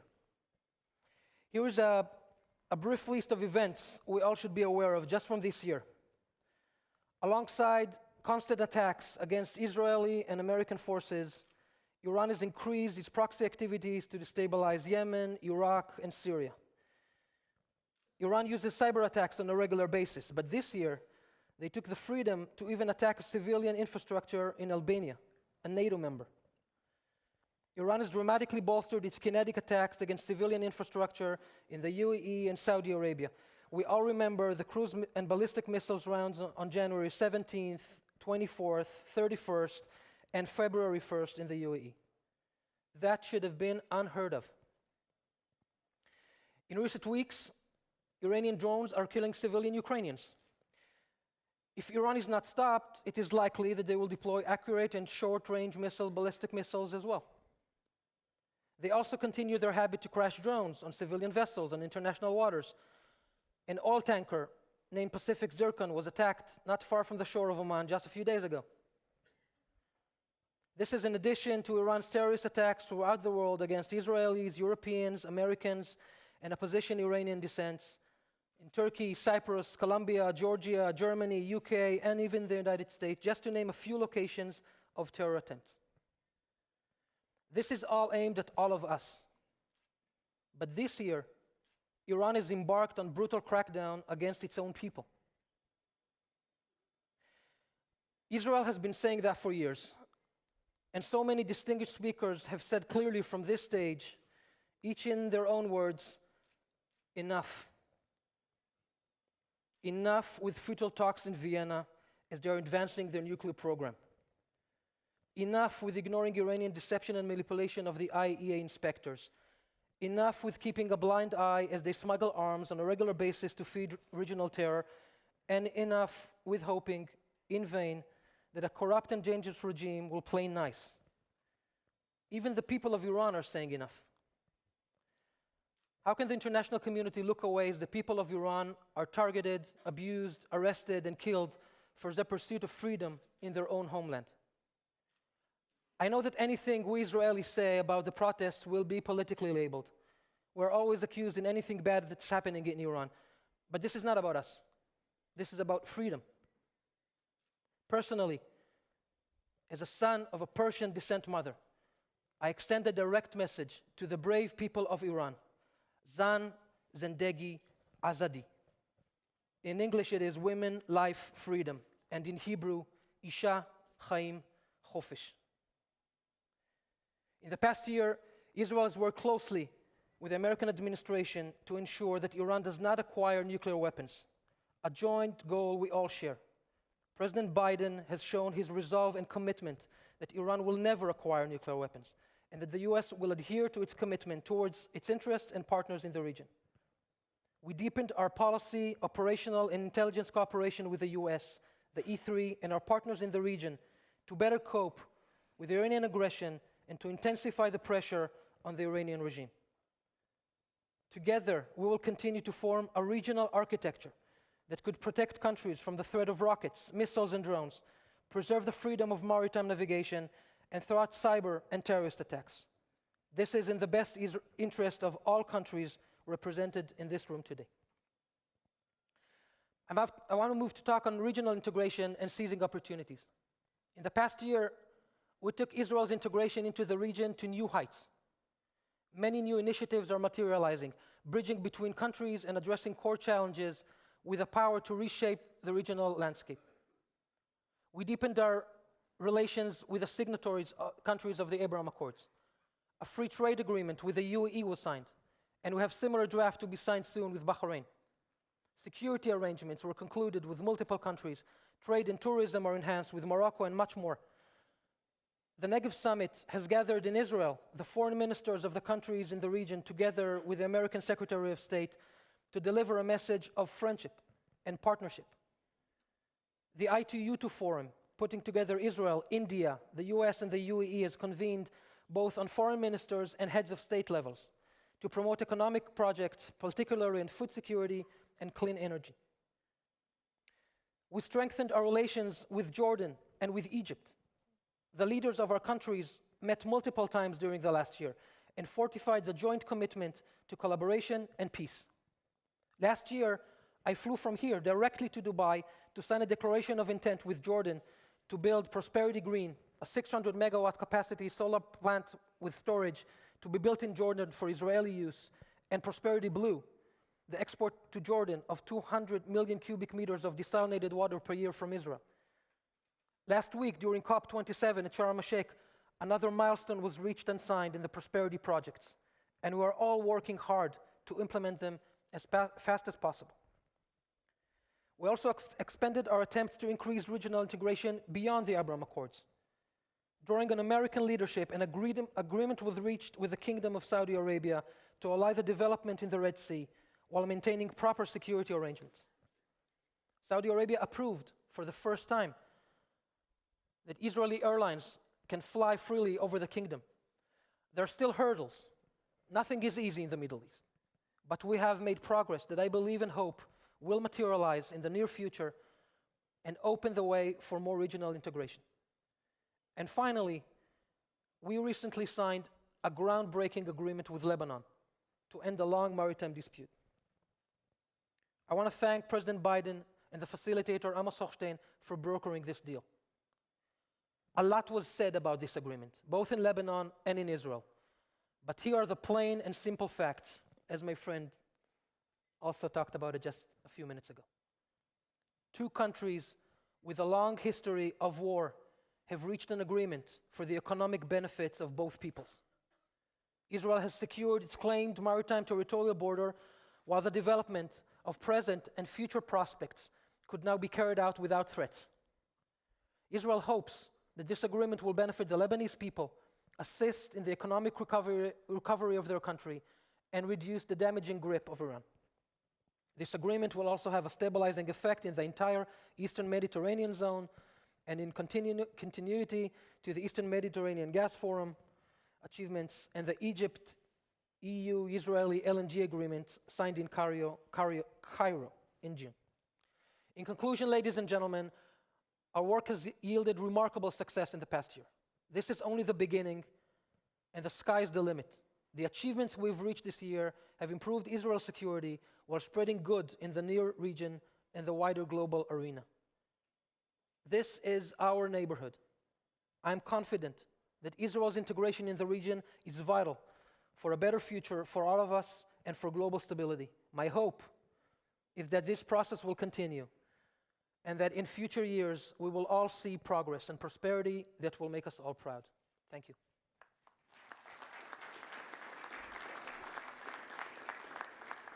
Thank you very much, Eyal, for that very strong statement and for the variety of agreements and initiatives that you were describing in it. Now, could I invite Brett McGurk, Coordinator for the Middle East and North Africa, the National Security Council in the United States.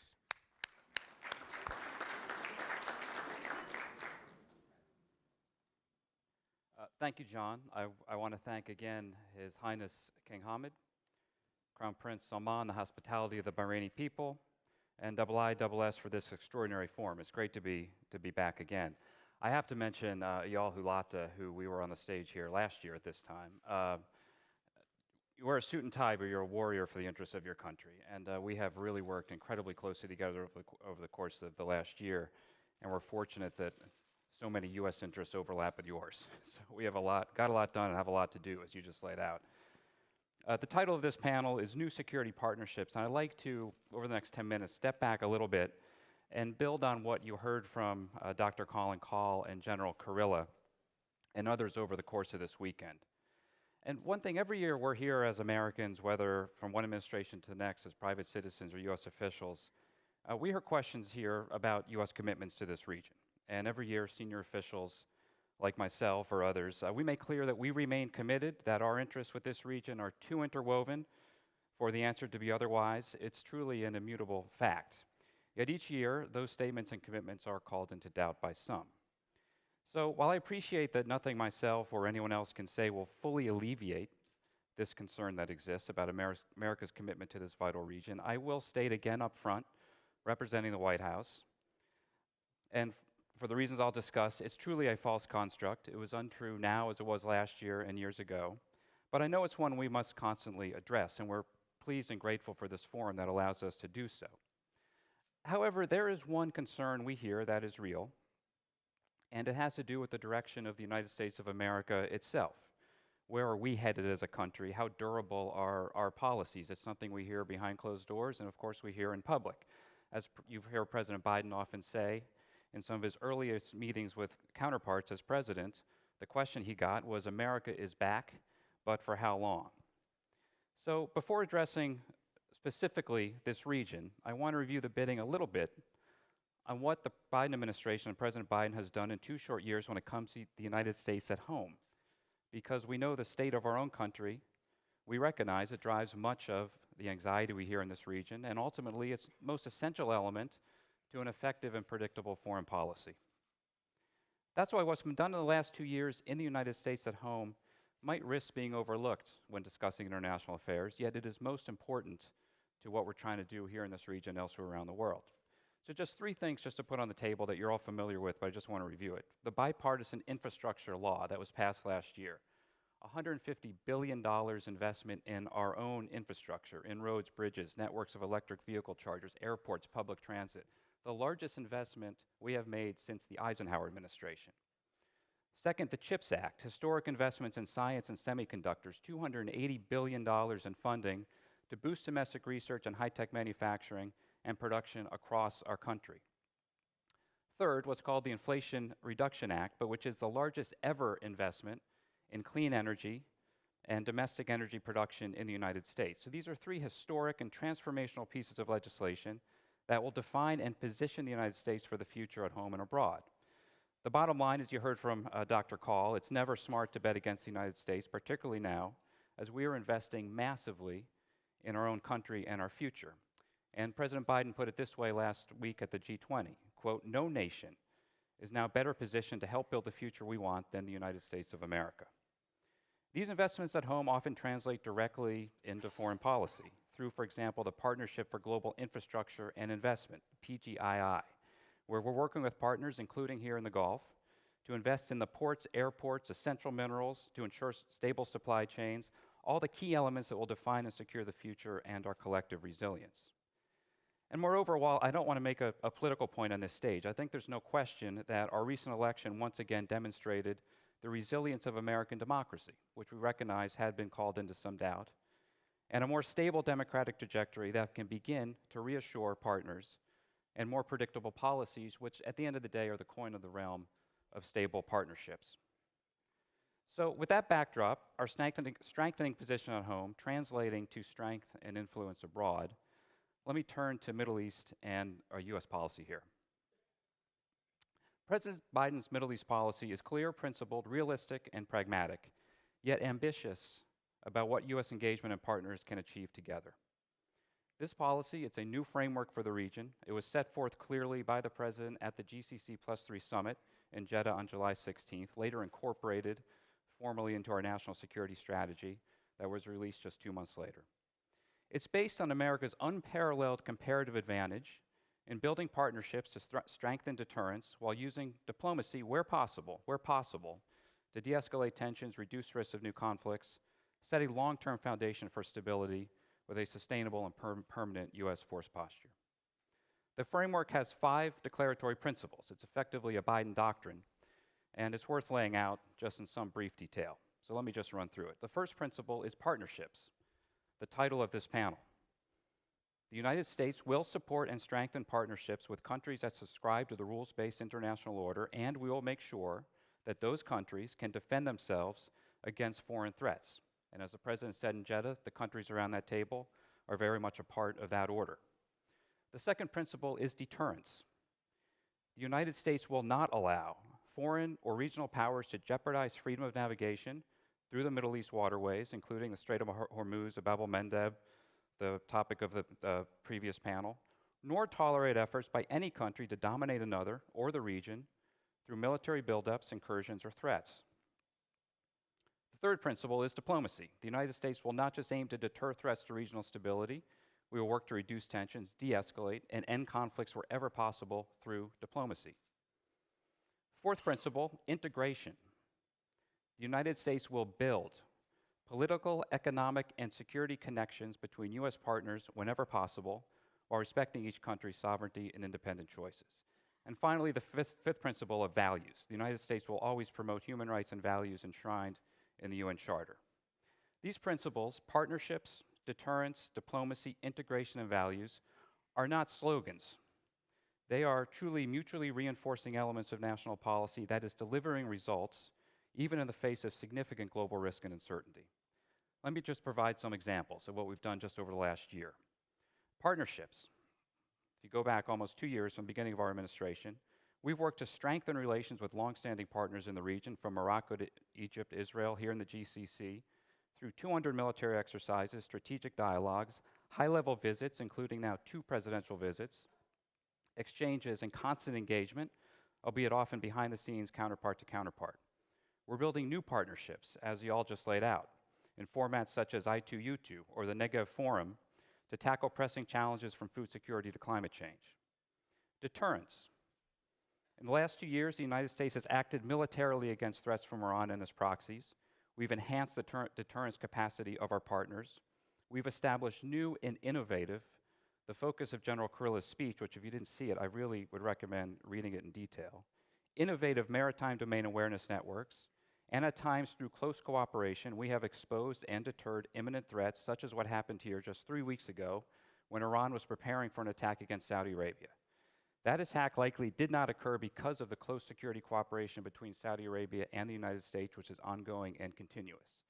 And the United States is very much maintaining our forward military presence here in the region, as you heard from Colin. Diplomacy. U.S. diplomacy, over the last year, we focused on healing the unnecessary Gulf rift. The GCC, we think, is more united now than it has been in years. We've encouraged the important rapprochement between rival capitals in this region. We've helped enable the most sustained de-escalation in Yemen, now going on 8 months since the war began, recognizing there's much more work to do there. Established, as has been mentioned by both my panel colleagues, established for the first time in history an agreed maritime boundary between Israel and Lebanon.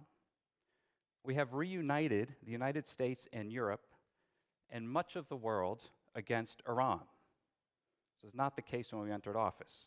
With respect to its nuclear activities, treatment of its own people, proliferation of weapons from Yemen to Ukraine, and I assure you here there's more to come on the diplomatic front, including some work we just got done here yesterday, thanks to this forum bringing so many different people together. But more to follow on that, and we could talk about it hopefully next year at this time. Integration. The United States is now actively building and enabling an integrated air and maritime defense architecture in this region. Something long talked about is now being done through innovative partnerships and new technologies.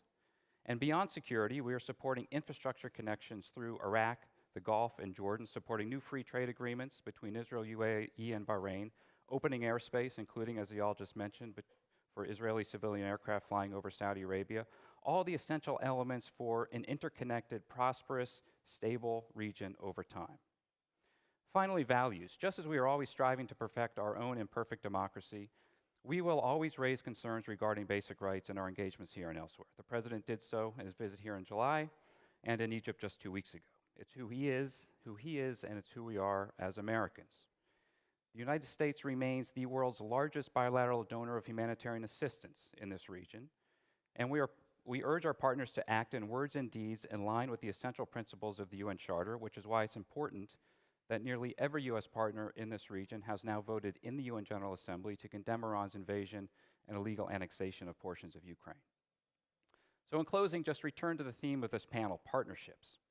It's the first principle for U.S. policy in the region, both strengthening those that exist, developing new ones, and through these partnerships, building new coalitions and alliances to address specific challenges from Iran to food and energy security to the energy transition, pandemics, and climate change. As you heard from others on this stage over the course of the weekend, this is a unique comparative advantage of ours. The United States, building coalitions and alliances, integrating defense structures, using diplomacy to bring people together and try to de-escalate conflicts where possible. And it's one we'll work to enhance over the coming months and years as we increase our own resilience and strength at home and abroad, particularly here in this vital region where we unquestionably are here to stay. And very much look forward to the questions and discussion. Thank you. Brett, thank you very much. Well, you and your two colleagues have inspired something like 36 calls for the floor. I'll try to take about 8 or 9 before coming back to the panel. Could I start with the UK, Nigel Gould-Davis? Thank you. A question for Dr. Hulata. You noted the globally destabilizing activities of Iran and drew attention in particular to the use of Iranian drones in Ukraine, in the context, of course, of a war of aggression that undermines international norms and has been waged on the fictitious pretext of denazification. There are some in Europe and the United States, and I believe in Israel too, who take the view that Israel might do more to provide practical, beyond diplomatic support for Ukraine, including but not only the provision of air defenses. And I was wondering what you thought on this matter. Thank you. Thank you very much. And from the Kingdom of Saudi Arabia, His Royal Highness Prince Turki. I'm going to talk about that now. Thank you, John. Question to Mr. Hulata. Seeing as how much you gained from the so-called Abrahamic Accords and flying over Saudi Arabian airspace and so on, would you give the same consideration to the innocent Palestinian women and children who are being oppressed under your occupation as you give to the Iranian women and children under oppression from the Iranian regime? Could I bring in Reem Momtaz now, please? Thank you, John. I have a question for Brett McGurk. I was struck when you said that you've reunited much of the world against Iran. I was looking at the way this part of the world, the GCC countries, voted yesterday at the UN General Assembly on the resolution condemning Iran on human rights. And I'm struck that only 2 of the countries voted in favor of that resolution. I wonder how you read that in light of your statement. Thank you. Thank you very much. I think the vote was Saudi Arabia and Bahrain in favor, and Kuwait and the UAE and Qatar abstaining, and Oman against. So it was a bit of GCC diversity in that particular instance. Could I ask Viras Solanki, please? Thank you, John. I have a 2-part question on the I2U2 group, which both Dr. Hulata and Brett McGurk mentioned. Firstly, you highlighted the economic aspect of this grouping.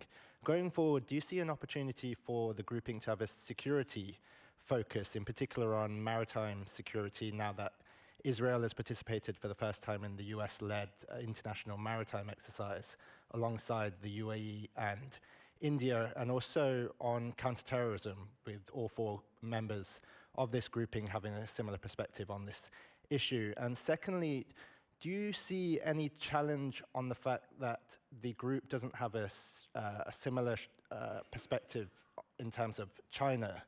Both the US and India view China as their most important strategic challenge, and Israel and the UAE see China as an important partner. So how does this raise questions on the sustainability of the I2U2 group? Thank you.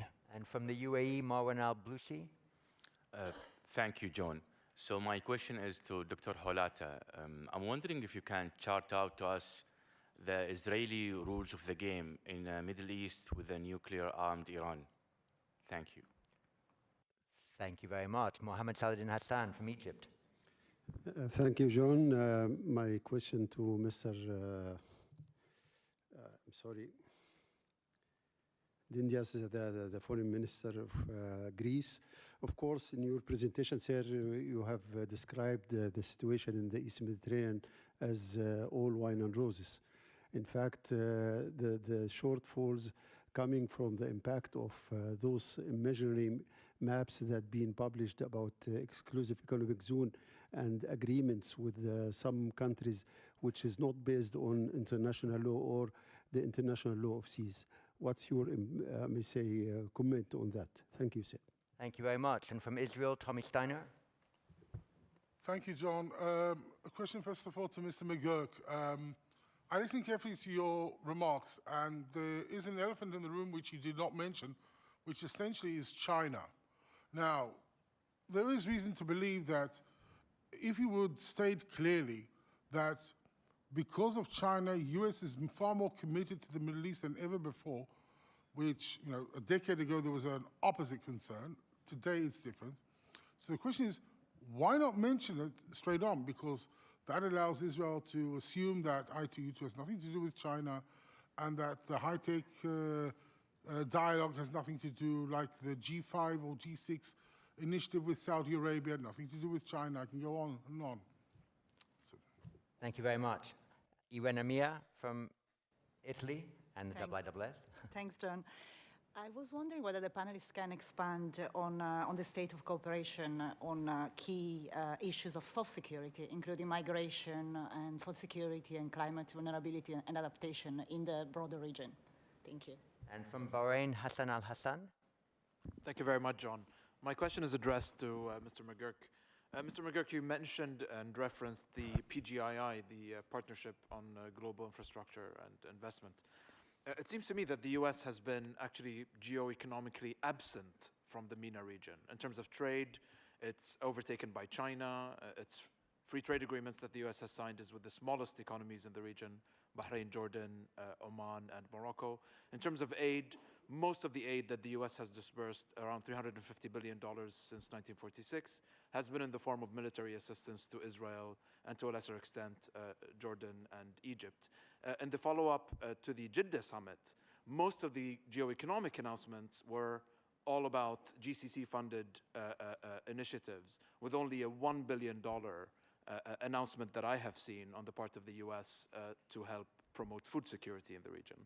Is the US well-equipped geo-economically to compete with China in the MENA region?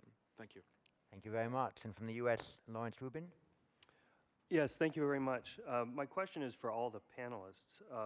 What do you fear could be the biggest kind of event, domestic or international, to break up this momentum that all of the panelists are talking about in terms of the enthusiasm, well, partly enthusiasm, of course, cautious that they see?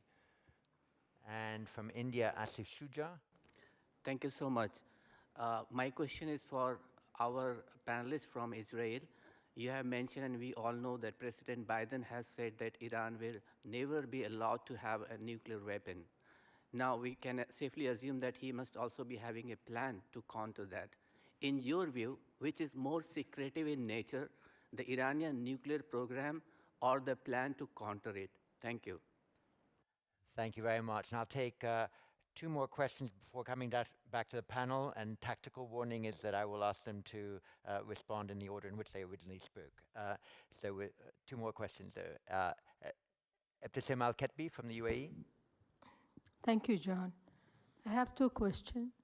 First to Mr. Bert McGurk, that many here mentioned China, but when we met, I remember in DC, and I asked you about the US commitment to GCC. You assured me that you are still committed. And you mentioned in your speech all the aspects.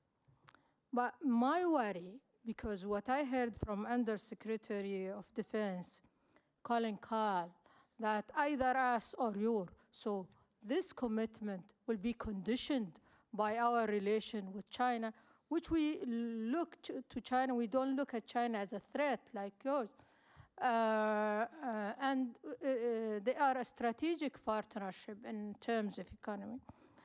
My second question to Mr. Hulata, what about when you mentioned, I do believe in Abraham Accord, but my worry, Netanyahu is coming to power now, and his bad relation with King of Jordan, which it was in the past, that it will affect this cooperation. The other things, my worry, these extremists, which are coming, which I call them the Jewish Salafists, which will endanger this in terms of the two-state solution, which it was in the previous government. there is a way, but they are, it seems, blocking that there is no state solution, which I think you believe in it. Thank you. Thank you very much. And I'm looking for the next person that I had on my list who has disappeared from my list in the interim, but I'll get Aaron Connolly to come in, please. Thanks, John. Dr. Hulata, I wanted to ask you, in light of the discussion of the Abraham Accords on this panel, where the Israel-Indonesia relationship goes from here. There's a quite robust unofficial relationship with Indonesia, but despite efforts to get Indonesia to join the Abraham Accords, they've chosen not to do that. I wonder where you see that relationship going from here. Thank you.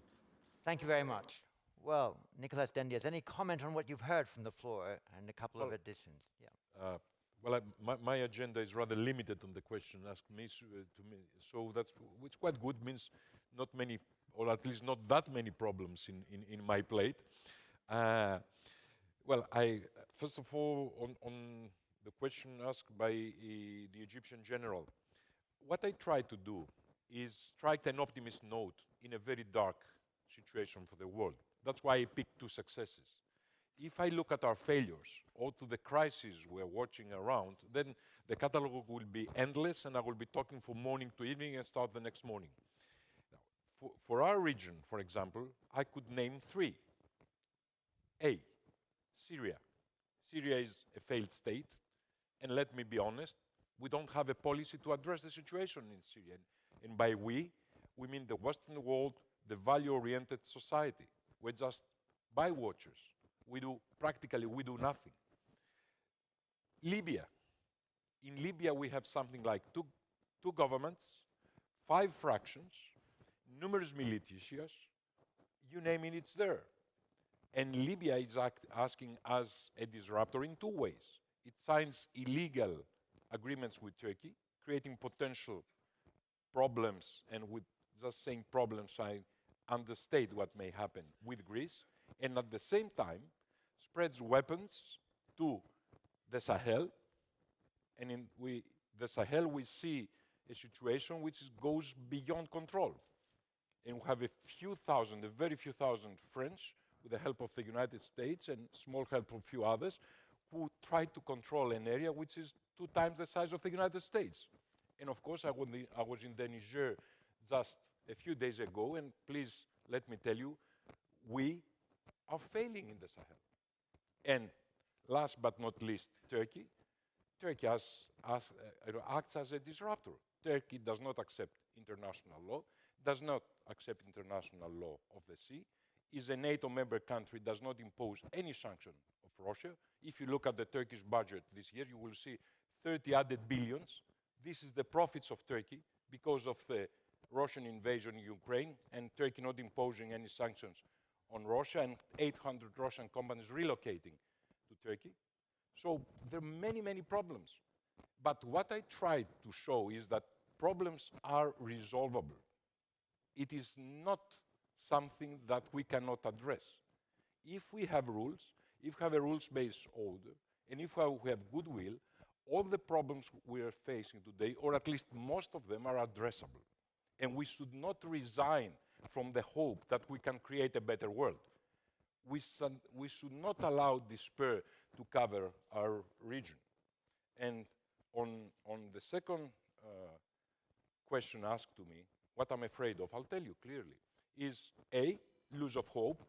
I said it before. Stop trying. Resign from creating a better world.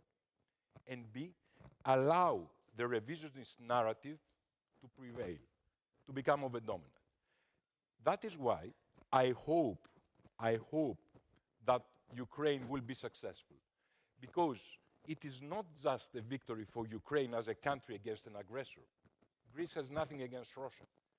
It is defeat of the revisionist narrative. If the Russian invasion of Ukraine was successful, what do you think would stop President Erdogan imitating it? Or what would stop other authoritarian rulers imitating the example? So, I will again finish with a positive remark. We can create a better humanity.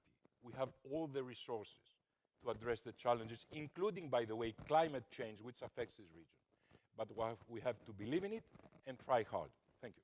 Thank you. Dr. El Hulata. Thank you. Yeah, so quite a few questions for me. I will address them, and some of these conversations we can continue later if you want. First on Ukraine. The Israeli policy with regard to Ukraine, I think was clear. We've condemned the invasion and the brutality against civilians. We've extended a lot of humanitarian aid, much more than that was put out in press, and welcomed refugees in large amounts. We've been active, me personally, the Prime Minister and others, before the war started to try to prevent it and to facilitate an end to it, knowing that the longer it extends, the worse it will be for everybody. We're also collaborating with the Ukrainians on various issues, which I will keep it at that. I will say that the Iranian support in arms and in money evasion mechanisms to the Russians worries us very much. And in this process, we're coordinating our responses with the Americans and with the Europeans. And I would assume that this process will continue with the new government as well to address those issues more directly. As for the question on the questions on the Palestinians, first, I think that it is fair to say that during this last year, this government has done a lot to improve the well-being of the population in the West Bank. More workers in Israel, both from the West Bank and from Gaza. We've addressed freedom of travel, checkpoints, border crossing, and this is despite the fact that there was no conditions for a political progress or process. The issue for us has always been and is security. When there are terror activities in our cities, we react. I think over the last year, we have reacted more surgically than before, with more collaboration with the PA security forces, and the results were short and more concise and less collateral damage and casualties around. My, I think, personal belief, and I think this is the belief of every Israeli from all the political aspects, that the Abraham Accords have a positive impact on this process, and a positive impact on the well-being also of the Palestinians. And the prospect of that is that as violence is reduced and calmed, potentially processes will be able to emerge in the future.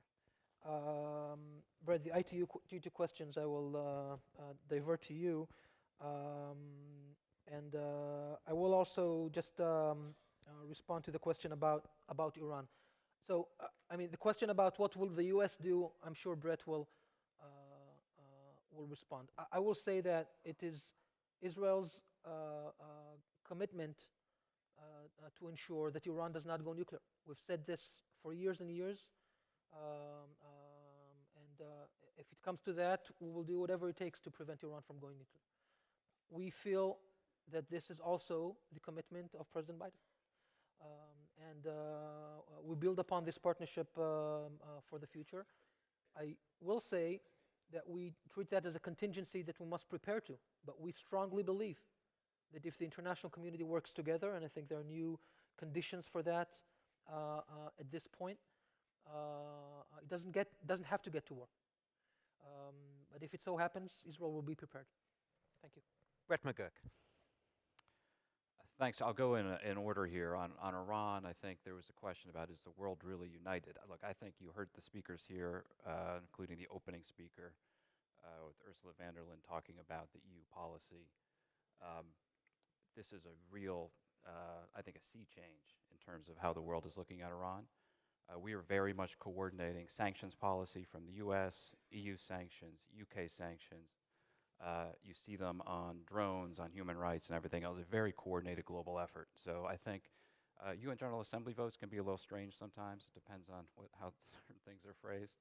But I think generally speaking, if you look at even what's coming this week with an unprecedented meeting in Geneva in the Human Rights Council on Iran. I think we really have done a good job at uniting a lot of key players on the Iranian protests, drones, nuclear file, terrorism, everything else.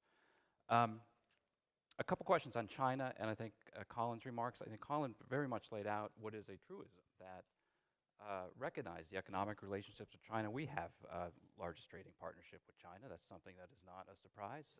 Xi Jinping was here in the region in 2016. He would have been here if not for COVID earlier. He'll be here, I think, next month. That's not a particular surprise. When it comes to the unique comparative advantage of the United States of America, which we talked about, the American officials on this stage over the course of these 3 days, our integrated defense structures, our integrated defense architecture, what we can uniquely do militarily to create a security architecture in this region, that is a demand we hear from capital to capital and that we are very committed to building. There are certain partnerships with China that would create a ceiling on what we can do. It's simply a fact, and that is something that's the truth here, it's the truth anywhere else in the world, based upon relationships between countries that are military competitors of ours. So that is just a truism that I think Colin spoke to just very factually. But thus far, we are not seeing that type of relationship that is getting in the way of what we are working here to build. On I2U2, I think it is a very good example of using diplomacy to think about how to pull together countries who have mutual interests on specific issues and harness expertise, resources. The specific deliverable in the head of state I2U2, the first head of state I2U2, was a very ambitious food security initiative focused particularly on India, and I think we can build from there. Oftentimes in these, Abraham Accords is a good example. The security discussion, security cooperation, much of it is below the surface, and then ultimately rises to the surface. So I won't get ahead of that process in terms of where I2U2 might be going, but we think it is a format and a quartet that really can have some semblance and really some possibility here as we look ahead. PGII is we think, a historic initiative that was launched at the G7 summit earlier this year. There was a session on it at the G20 just last week, and it was a focus of the President's visit here in the GCC +3 summit. I think it's a misnomer to look at U.S. government investment because we are harnessing our private sector investment. If you look at the historic bilateral agreement we reached with UAE about 3 weeks ago, called PACE, the Agreement on Clean Energy, where we are mobilizing $100 billion, mostly in private capital, for unique investments in the clean energy future. That is something, again, the United States can uniquely do. And after we signed those agreements with Sheikh Mohammed in UAE, we flew back, saw the president, had a video conference between Sheikh Mohammed and President Biden, and then a number of senior officials met with the largest banks and private equity firms in New York City to talk about PGII, PACE, other things that we are working on. So that is, again, something, a unique capacity of the United States. I wouldn't just look at U.S. government dollars, although we are investing enormously now U.S. government dollars in our own country, which I think is so important. I think that addressed most of the round, so I think we can go.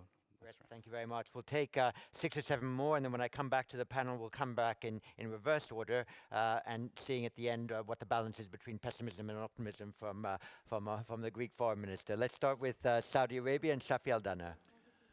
Thank you so much, John, for coming back to us.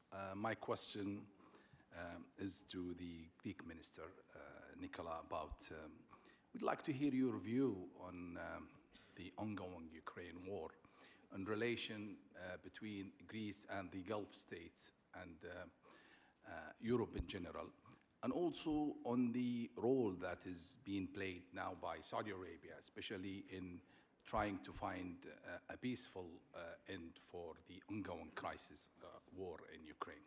Thanks. Thank you very much. And from the UK, John Rain. Thank you, John.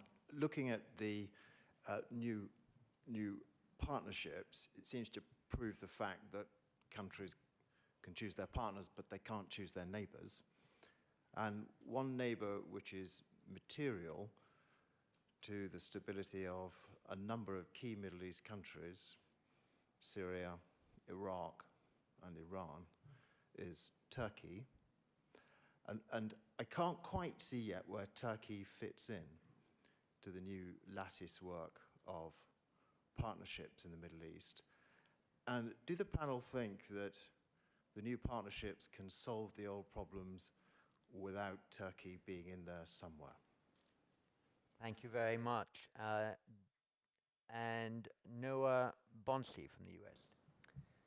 Thanks. A question to Mr. McGurk on the nexus of conflict between northern Syria, northern Iraq, and Turkey as well. Of course, there was a bombing in Istanbul last week.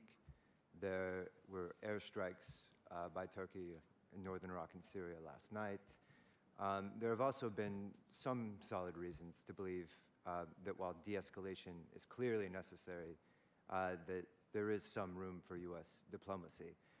The specific question would be, it at times is seen that U.S. diplomacy on this complex trans-border issue set has been hampered by a sort of Sykes-Picot within U.S. bureaucracy, right? Between EUCOM and CENTCOM, between Europe and MENA, or Europe and NEA and NSC and states.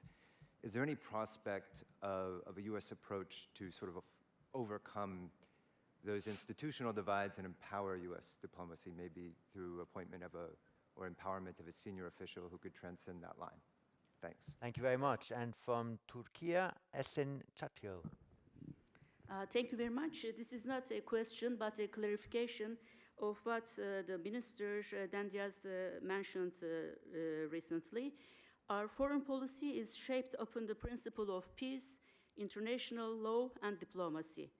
And for the Russian-Ukrainian conflict, from the very beginning, Turkey supported the territorial integrity and sovereignty of Ukraine within its internationally recognized borders and extended comprehensive humanitarian and political support.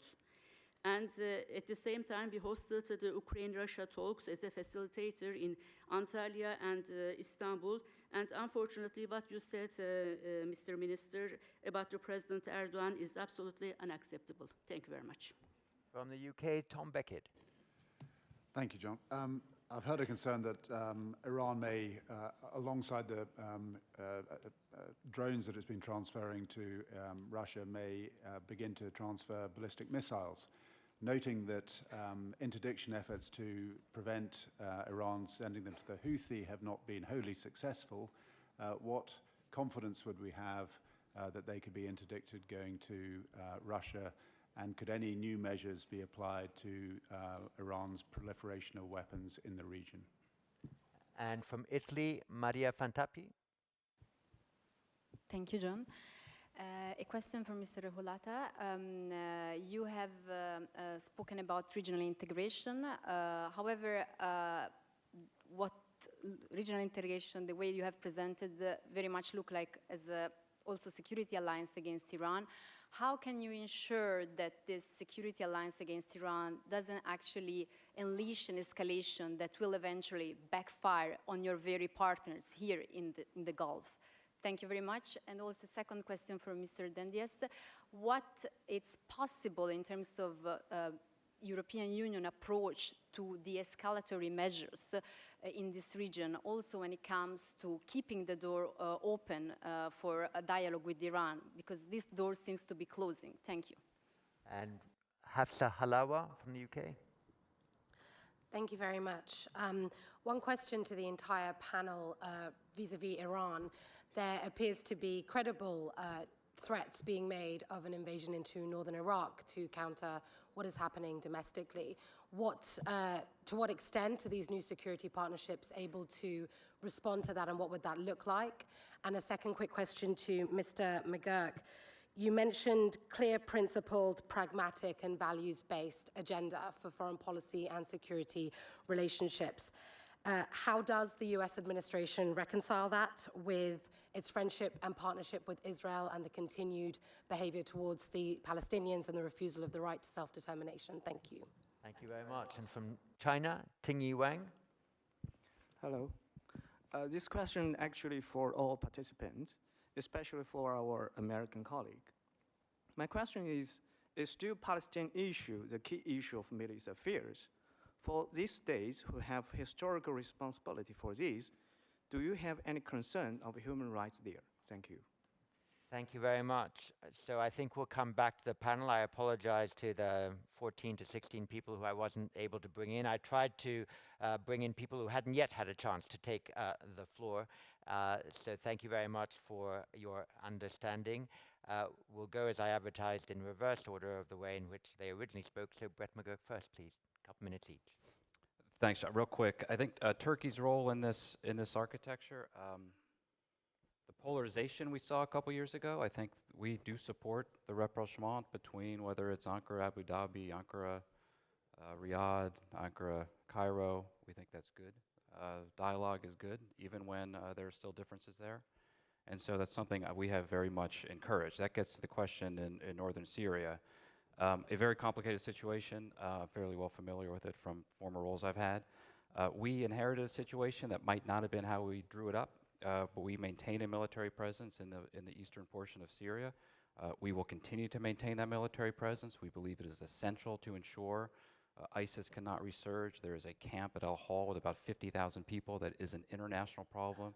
We need to put international attention on it, and our military presence there is quite important, and it will remain. We have seen the attack in Istanbul, obviously last week. We condemn that attack. We condemn all acts of terrorism. We have extended our sympathies to the victims. President Biden met with President Erdogan at the G20. We do not have information on who carried out that attack. Turkey has information they say they have. That's fine. We're happy to share information with Turkey on all of these threats. And of course, we saw the airstrikes last night. That's breaking news. All I can say is we want to make sure that nothing is done to further destabilize that very difficult situation in northeast Syria. We think we want to try to maintain stability there, and obviously we do want to make sure that the border with Turkey is secure.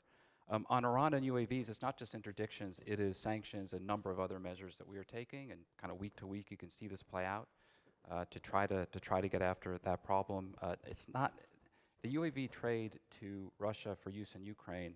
That is one piece of the puzzle, but what's happening now is really a military consortium between Iran and Russia that threatens to significantly increase the capacities and capabilities of Iran, which is even more of a threat here to the region.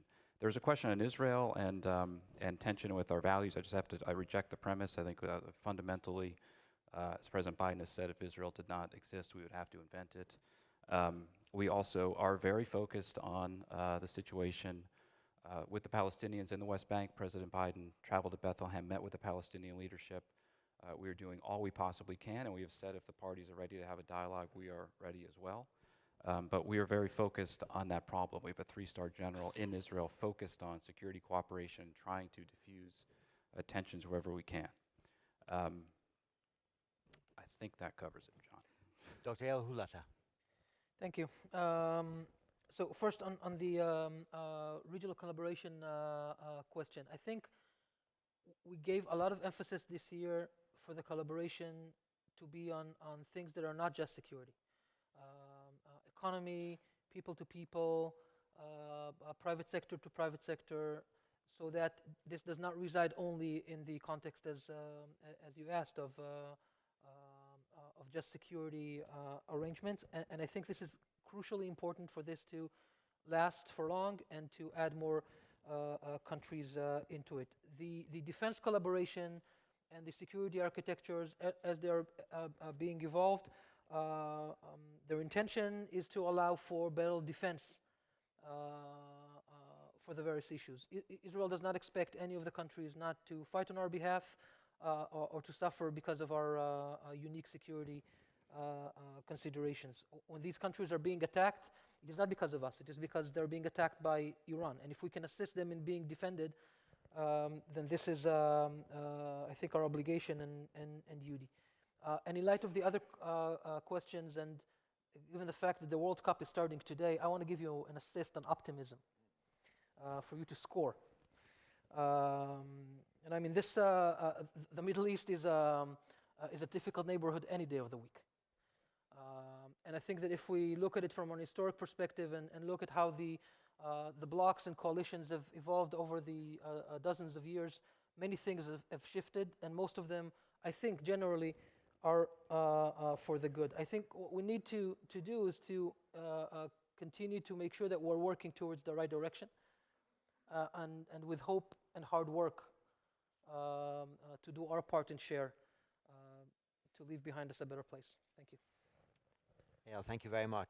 Foreign Minister. Yes, well, I'll try to keep it as short as possible. First of all, the issue that has to do with Ukraine and with the Saudi Kingdom.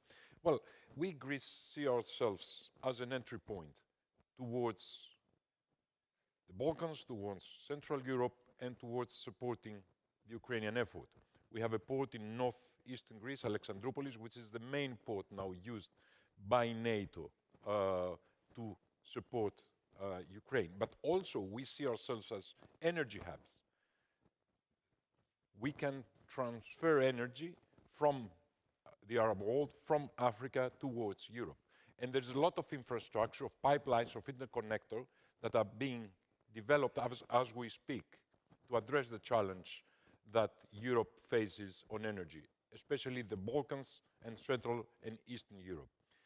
And on the other hand, on the cultural level, on the level of identity, I think we are well qualified because of our geographical position and of our history to understand the Arab world better and become the interlocutors between the Arab world and the European Union.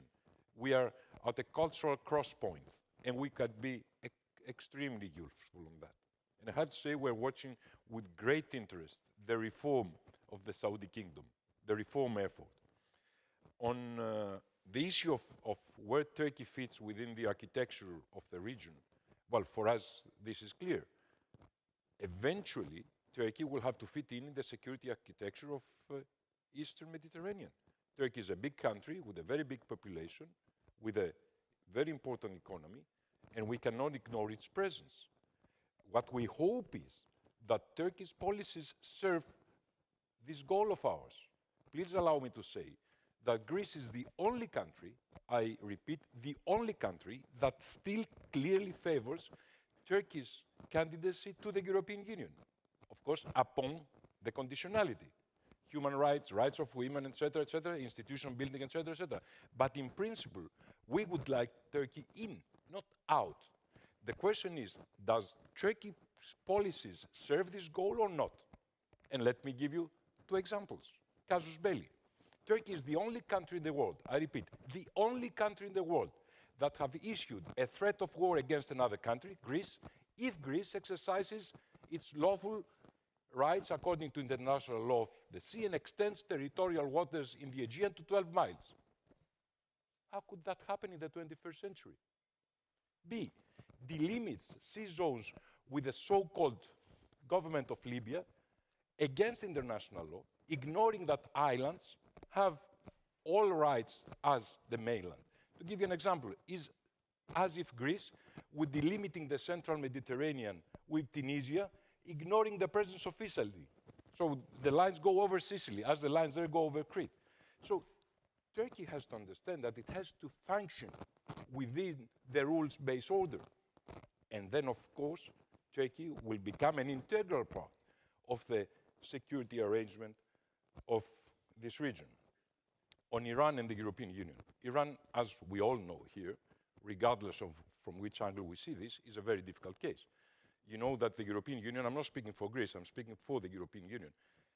The European Union was very positive for the JCPOA, and it tried again to reignite the discussions on the JCPOA, as did the government of the United States. And huge effort was there, but unfortunately, up to now, it didn't work out. And I have to say, now, as the Greek foreign minister, that Iran plays many times as the disruptor. That is what it is. Not just on the JCPOA, not just on the nuclear weapons, on many fronts. So, again, we need a clear policy towards Iran that can show to Iran that Iran has much to gain by becoming a normal actor in the international affairs. Thank you very much. Well, two announcements. First of all, you have now a 28-minute coffee break. Please return to the hall at 12 o'clock for our concluding session with 4 brilliant IISS analysts. And could you please show your appreciation for what was a really fantastic panel. Thank you very much indeed.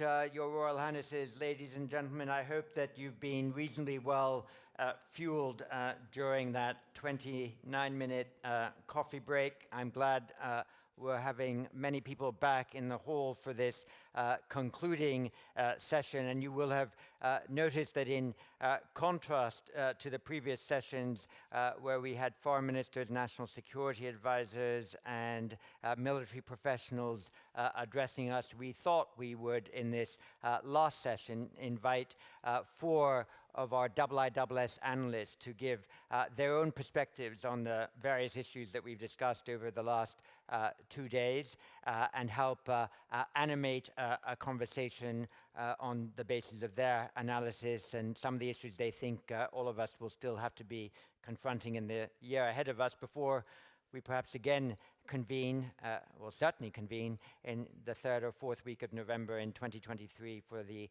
19th Manama Dialogue. So I'll ask them to speak in the order they appear on the program. They'll be speaking from, as our former Speaker of the House of Commons used to say, sedentary positions in their seats, and then we will, as before, engage in a conversation with all of you before concluding at 1:30.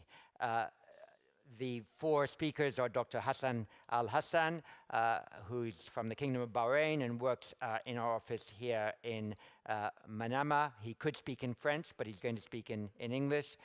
Reem Momtaz, our consultant research fellow for European foreign policy and security, who is affiliated with our IISS Europe office in Berlin. She does have relevant government experience to the themes of this dialogue because she worked very closely with the Lebanese foreign minister in New York when Lebanon had their seat on the UN Security Council, and some of the crises that are still on our agenda, including Libya, were ones with which she was closely engaged when Lebanon had that position. John Rain, Senior Advisor for Geopolitical Due Diligence at the IISS. He spent 30 years in government with the Foreign Office and had numerous postings in this region, and though he could address us in Arabic, I think he's chosen to speak to us in English. And Dr. Maria Shagina, who's our Diamond Brown Research Fellow for Economic Sanctions Standards and Strategy. She is based in our IISS Europe office in Berlin. She's of Ukrainian nationality, could speak to us in Russian, German, Ukrainian, but also will address us all in English. So that's the diverse panel that we have in front of you, and I'd like to ask first Hassan Al-Hassan, could you give us your views from what you've heard about the Gulf states' embrace of strategic diversification and autonomy? Absolutely. Thank you very much, John. And Your Royal Highness, Your Highnesses, Your Excellencies, good afternoon. And congratulations to us all on yet another successful IISS Manama Dialogue. I've been attending these since I was, I'm even slightly embarrassed to say how young I was when I started attending these, but I've always found them to be an extremely important addition to regional security dialogue in the Middle East. I'll start with the regional picture, with the Gulf regional situation, because I think that regional concerns are paramount. They're first and foremost on the minds of Gulf leaders, and rightly so. Because I think the Gulf states, the Arab Gulf states, the 6 members of the Gulf Cooperation Council, find themselves facing an increasingly aggressive and dangerous regional adversary, namely Iran. Increasingly aggressive and dangerous because it's now arguably a nuclear threshold state. And they now need to think seriously about how do you deter and confront a potential nuclear adversary. The issue is that they are confronting a more dangerous and aggressive regional adversary at a time when their most important strategic partnership with the United States, the one on which they have relied the most over the past 2 or 3 decades to deter and confront and contain this regional adversary, is now not the same as it was at least 10 years ago. The terms of the US-GCC strategic partnership are being redefined, and they are not necessarily being redefined for the better. And so we have seen the threshold of a US militarized response to Iranian aggression and provocation rise tremendously because of the 2019 Iranian attack on Saudi Aramco. And so I think the regional expectation is that short of an outright Iranian attempt at invading any of the countries in the region, it's highly unlikely to see a kinetic US response to Iranian provocation. And so I think this is the regional security picture from the Gulf states' perspective as I see it. And I think what that entails is that the Gulf states now need to think seriously about how they manage their portfolio of foreign relations in order to be able to address these regional challenges. On the regional side of things, obviously, serious thinking needs to be done about how to work with potential regional partners that could contribute to deterring and confronting Iran where we agree. And I think Turkey is the obvious one here. There are important differences of opinion, particularly following the Arab Spring, but there are also important differences that continue to complicate the relations on what Turkey does in Syria and Iraq. Are these differences of opinion insurmountable? Can there be a convergence in views on confronting regional challenges that have to do with Iran potentially becoming a nuclear state? I think there's a potential area of agreement there. And so a potential of being able to work together on a shared understanding. Israel is another one, but that's a no less complex relationship to manage, partly because of where Israel's own domestic politics are heading and what that means for the Palestinian issue, but also on the varying levels of appetite in the GCC to developing a relationship with Iran. There are also obviously important differences in views among the GCC states themselves on how best to deal with the Iranian threat. I think they all recognize the Iranian threat. All the 6 GCC states called for an extension of the international arms embargo on Iran. The GCC called out Iran for its violations of the international arms embargo on Yemen. But how do you deal with Iran? I think here, in terms of strategies and approaches, there are important differences in views among the GCC states. I'll conclude with the final point that in addition to the regional bit, there's an important international or extra-regional bit that the Gulf states are having to think about. And I think this is where strategic diversification comes in. The Gulf states are not trying to cultivate China or Russia as an alternative security guarantor to the US. That's a complete mischaracterization of what the Gulf states are trying to do. But they do want to lessen their and manage the risk of overly relying and overly depending on their strategic partnership with the US, and for understandable reasons. Obviously, building a more diverse set of relations with Russia, China, India, Japan, Brazil, and others comes with risks. And as John Chipman said, any portfolio of foreign relations needs active management and active consideration. And I suspect that my colleagues might, or some of my colleagues might focus on the risks associated with these new international partnerships. But it's important to remember that there are risks and costs associated with not diversifying and with not mitigating the risks of over-relying on a single partner on a restricted set of partners. And that means that there are, again, important choices that the Gulf states will have to make on how they manage their portfolio of foreign relations to deal with a very complex international environment, but also a very challenging set of regional challenges as well. Hassan, thank you very much. And we'll come back to a lot of those issues when we open up the discussion from the floor. Reem, you're based in Paris, affiliated with IISS office in Berlin, very aware of French, but also broader European thinking about the Gulf. Can you give us your thoughts on that? Yeah, so also thank you, John, and Your Highness, Excellencies, ladies and gentlemen. It's really a privilege to be given the opportunity to discuss these issues from perhaps the way Europe sees what is happening in the region, because it's actually quite different from the way the US has perceived at least what we've been talking about, which is the GCC realignment or multi-alignment. For example, from the EU perspective, if you look at the EU countries, there are, when I look at it, 2 or 3 sets of countries, and each of these sets looks at what is going on and how the GCC countries are realigning differently.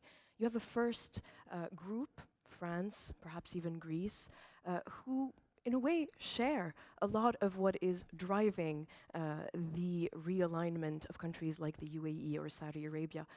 As we know, President Macron of France is a big proponent of what he likes to term strategic autonomy. And in a way, what the GCC countries are doing could be seen as strategic autonomy. Of course, France is also the only EU country that carries out big, major defense trainings and exercises with countries in the region. It is the second or third most important security partner for many of the countries in the region. It has strategic partnerships with at least 2 of them. And in fact, I was looking at some of the data that my colleagues at the IISS have in this report that just came out in March, and I was struck by the fact that if you look at the providers of the suppliers of aircraft fleets in the Gulf region, and if you exclude Egypt and Algeria, which have long-standing, of course, relations with the USSR and now Russia, the US provides 75% of the aircraft fleets, but France provides 13% on its own. And when you look at naval assets, it's even more stark. The majority, or the majority of naval assets are provided by the sum of EU countries that are present. So 24% of naval assets are provided by France, 19% by Germany, and the total, which also includes Italy, Spain, and the Netherlands, make up 56% of naval assets in the region. So it's an interesting position that the Europeans are in. They are obviously trying to grow these relationships. And so we've even seen that, for example, the French leadership did not respond the same way as the US administration to the OPEC decision.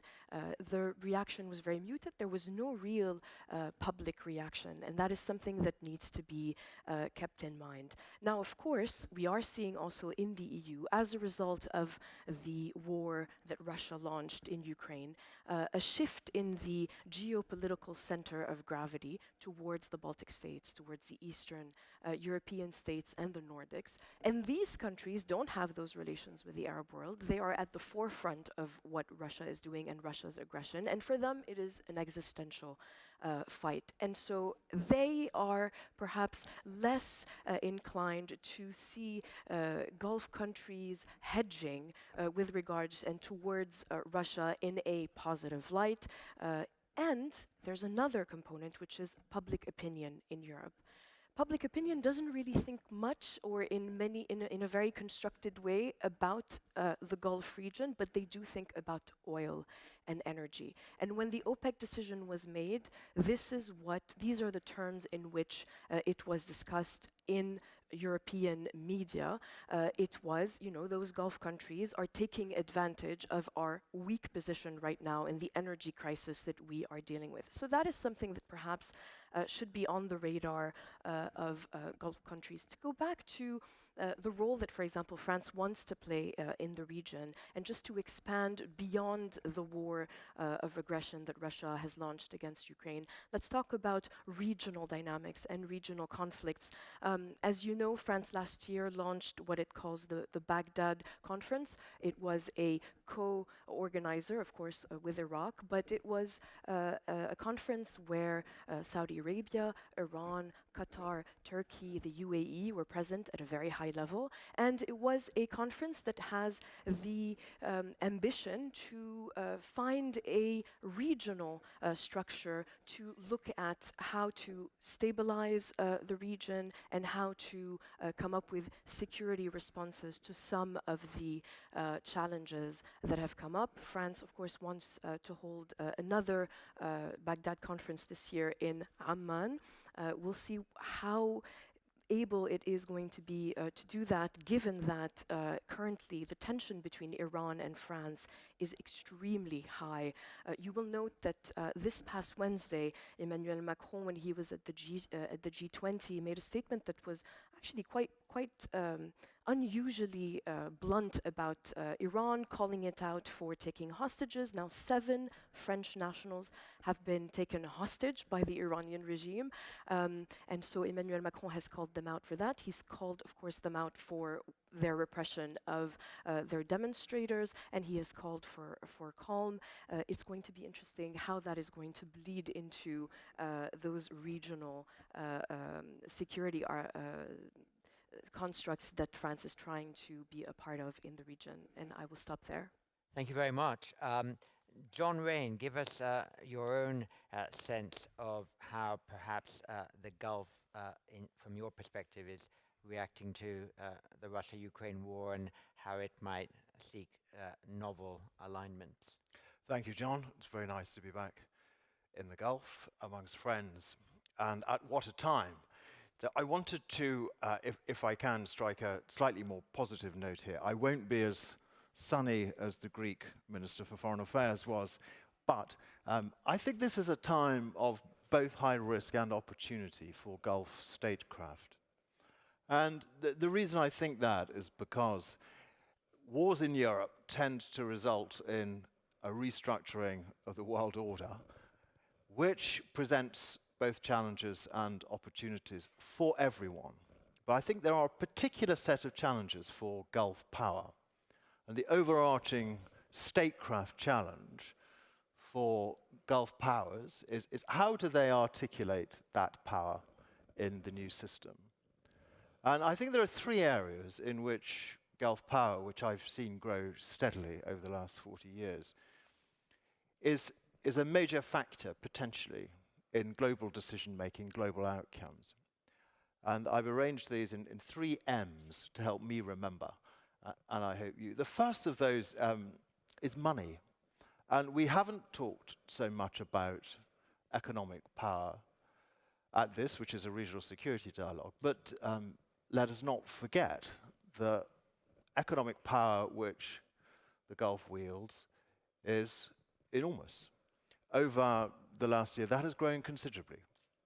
And there was a point yesterday, John, when you were chairing the panel on regional conflict resolution, where between them, the chair of the Secretary General of the GCC and the Norwegian Foreign Minister represented $5 trillion of sovereign wealth funds. So if you were to add up Gulf sovereign wealth funds and Norwegian sovereign wealth funds, they are the top.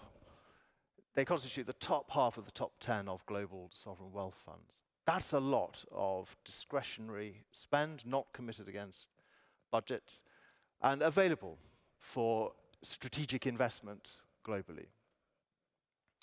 So what's the statecraft challenge there? I think it is to align that enormous spend power and wealth generation power with clearly understood strategic objectives which relate to the challenges which we all share. Governments, of course, have a primary responsibility to their own citizens, and we all understand the provisions that are made in sovereign wealth funds, both for current and future generations. But there is a risk of over-provisioning in sovereign wealth funds. And I should note here that this is not intended as a critique. In many cases, Gulf states have been and continue to be enormously generous and thoughtful in their disbursements overseas. But I think at the time of what has been noted as rapid wealth accumulation, that is a consideration, that is a challenge for statecraft. My second M is middle powers, as middle powers are somewhat on the rise. I say somewhat because middle powers sometimes don't rise above being middle powers, but others can exert considerable influence, and members of the GCC are serious and acknowledged middle powers. They exercise influence way beyond their region. The statecraft challenge here, I think, is how do middle powers now exercise neutrality and non-alignment in the best interests, of course, of their own citizens, but also, once again, the best interests of global agendas. Neutrality and non-alignment doesn't mean not being something and not being a member of something, it means something very positive. And it is for non-aligned powers always to make clear that they shoulder responsibilities rather than dodge them. So that's my second M, middle powers. And my third is military. Is that the military role of Gulf states in the region, as we heard, and beyond the region, will become increasingly important. And more broadly, defense relations will, as we have heard, become more complicated. A feature of Gulf defense and Gulf military is that they have always invested very large sums of money in full range of capabilities, not all of which have always been aligned against immediate threats. And we heard today and yesterday about the new generation of threats, particularly from Iran. And I think the task is to align militaries and military partnerships, not against the threats of yesterday, but the threats which are clearly emerging tomorrow. And I think as Gulf states face up to these statecraft challenges, which are serious, which have been generated by events, which have placed Gulf states in a spotlight, there are some lessons to be learned, as ever, from Europe's own experiences and, more urgently, from what has happened in Russia's war against Ukraine. And just to note a couple of those, one is that the tendency has been away from neutrality towards positive alignment, towards defining clear and unacceptable courses of action which will trigger a response. And all of us have been deeply struck in Europe and across the world, and we were when the Finnish foreign minister spoke yesterday, by the decision of Sweden and Finland to join NATO. That was a very graphic example of the limits of neutrality in the face of naked aggression. And I think the second lesson from Europe is a much more positive one. It is the real advantage of political cohesion within multilateral organizations. And I really do want to finish on a positive note, which is that the response of the European Union, led by Ursula von der Leyen, who we were lucky enough to have with us here, has been a remarkable affirmation of just the sheer usefulness of multilateral organizations. And I haven't even mentioned NATO, which has more than found its purpose. It has found a new role as global leader. So for all of us who are committed similarly to multilateral relations in the Gulf and to the burgeoning network of defense security relationships, I think we should recommit ourselves to the value of coordinated and multilateral responses. Thank you, John. John, thank you very much indeed. Maria, give us your thoughts on how Russia's adapted to the sanctions regime imposed on it and implications perhaps for its relations with Asia and the Middle East and their responses to Russia. Maria. Thank you, John. Your Excellencies, ladies and gentlemen. In response to Russia's invasion of Ukraine, the West has imposed unprecedented sanctions in terms of their swiftness, scope, and unity. In the span of a month, Russia has become the most sanctioned country in the world, superseding North Korea, Syria, and Iran. In the history of sanctions, such hard-hitting measures such as freezing central banks' assets, disrupting systemic banks, and imposing novel export controls have never been deployed against the G20 economy. Also, due to reputational risk, now more than 1,000 global companies have reduced or ceased their operations in Russia. It has showed how quickly the West can unplug the world's 11th largest economy if it wants to, but it has also showed the limitation of sanctions in the short term and against the military aggression. And that underlines the key message about sanctions, that is a long-term tool that has cumulative effects, so it needs time to unfold, and that sanctions never work in a vacuum. And that's the latter I'd like to focus on today, on the context in which sanctions have been placed and on the role of third countries. Since the invasion of Ukraine, Russia has pivoted to the east, mainly Asia, but also to the Middle East, because that's the only game in town. The foundation of the Europe-Russia relationship have been severely undermined. Russia is no longer seen as a trustworthy partner, as a reliable energy supplier. So pivoting to third countries is Russia's way of adapting to the new, increasingly geopolitical transformation. As a result, Russia is seen to forge new ties with those non-aligned, neutral, or those middle powers who don't want to meddle between the West and Russia, or as Kremlin calls them, friendly states. But Russia also seeks to forge or reinforce ties with international pariahs who are shunned from the global economy. Russia is short on friends. And in the world of increasing geopolitical transformation, even countries like Russia need their strategy for friendshoring. As we heard from the President of the European Commission, Ursula von der Leyen, on Friday, Russia and Iran are teaming up on various fronts. Iran is supplying Russia with drones. That indicates that Kremlin is struggling to replenish its dwindling stockpiles. As the US price cap is looming on Russian oil, Russia is set to resort to the Iranian dark tanker fleet and its circumvention tactics such as ship-to-ship transfers, oil blending, and the use of flags of convenience to offset the impact. As western and northern transportation routes are now being closed off for Russia, Moscow is also exploring developing new transportation routes via Iran to India, for example, developing the international north-south transport corridor. Iran has promised spare parts for both motor vehicles and airplanes, which Russia is desperately lacking. And yesterday we heard that Tehran is apparently agreed to a deal to begin domestic production of drones on Russian soil. Other non-aligned countries like Turkey have carved out a unique space navigating between the West and Russia. Turkey has brokered a grain deal, which now has been prolonged, to ease the Russian naval blockade and to export Ukrainian grains to global markets. But Ankara has also continued to function and flourish as a parallel import hub for the Russian economy. Turkey is slated to become the third largest trading partner for Russia, replacing Germany.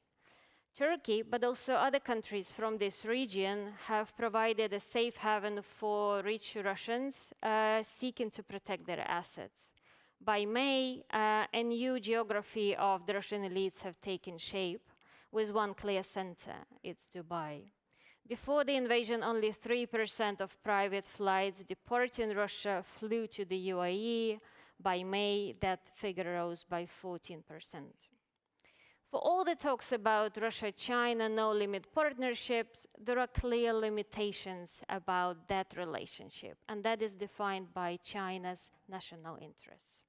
China is ready to capitalize on Russia's isolation in Ukraine because of Ukraine and to purchase Russian commodities on the cheap, but is not ready to venture into the areas where it could face secondary sanctions. Chinese companies are not rushing in to acquire stranded Western assets and to provide energy technology or financial support. So Russia is keen to learn from countries like Iran and other heavily sanctioned jurisdictions how to beat the collective West at its cat and mouse game of sanctions circumvention.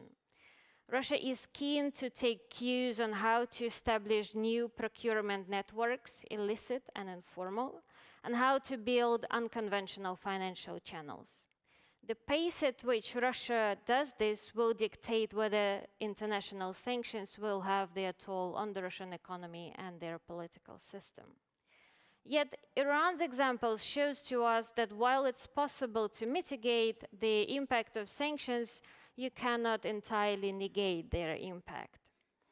In the short term, skyrocketing energy prices have softened the landing of the Russian economy. In the long term, the economic picture is rather gloomy. Russia will undergo structural transformation and reverse industrialization. While the economy will not collapse, the country will face problems with attracting foreign direct investments and also with dwindling real incomes. Russia will be left with a much diminished position as an energy power. By the IISS scenarios, Russian fossil fuel experts will never return to the levels of 2021, falling by half by 2030. And my last point I'd like to make is on the role of third countries in peace talks and negotiations.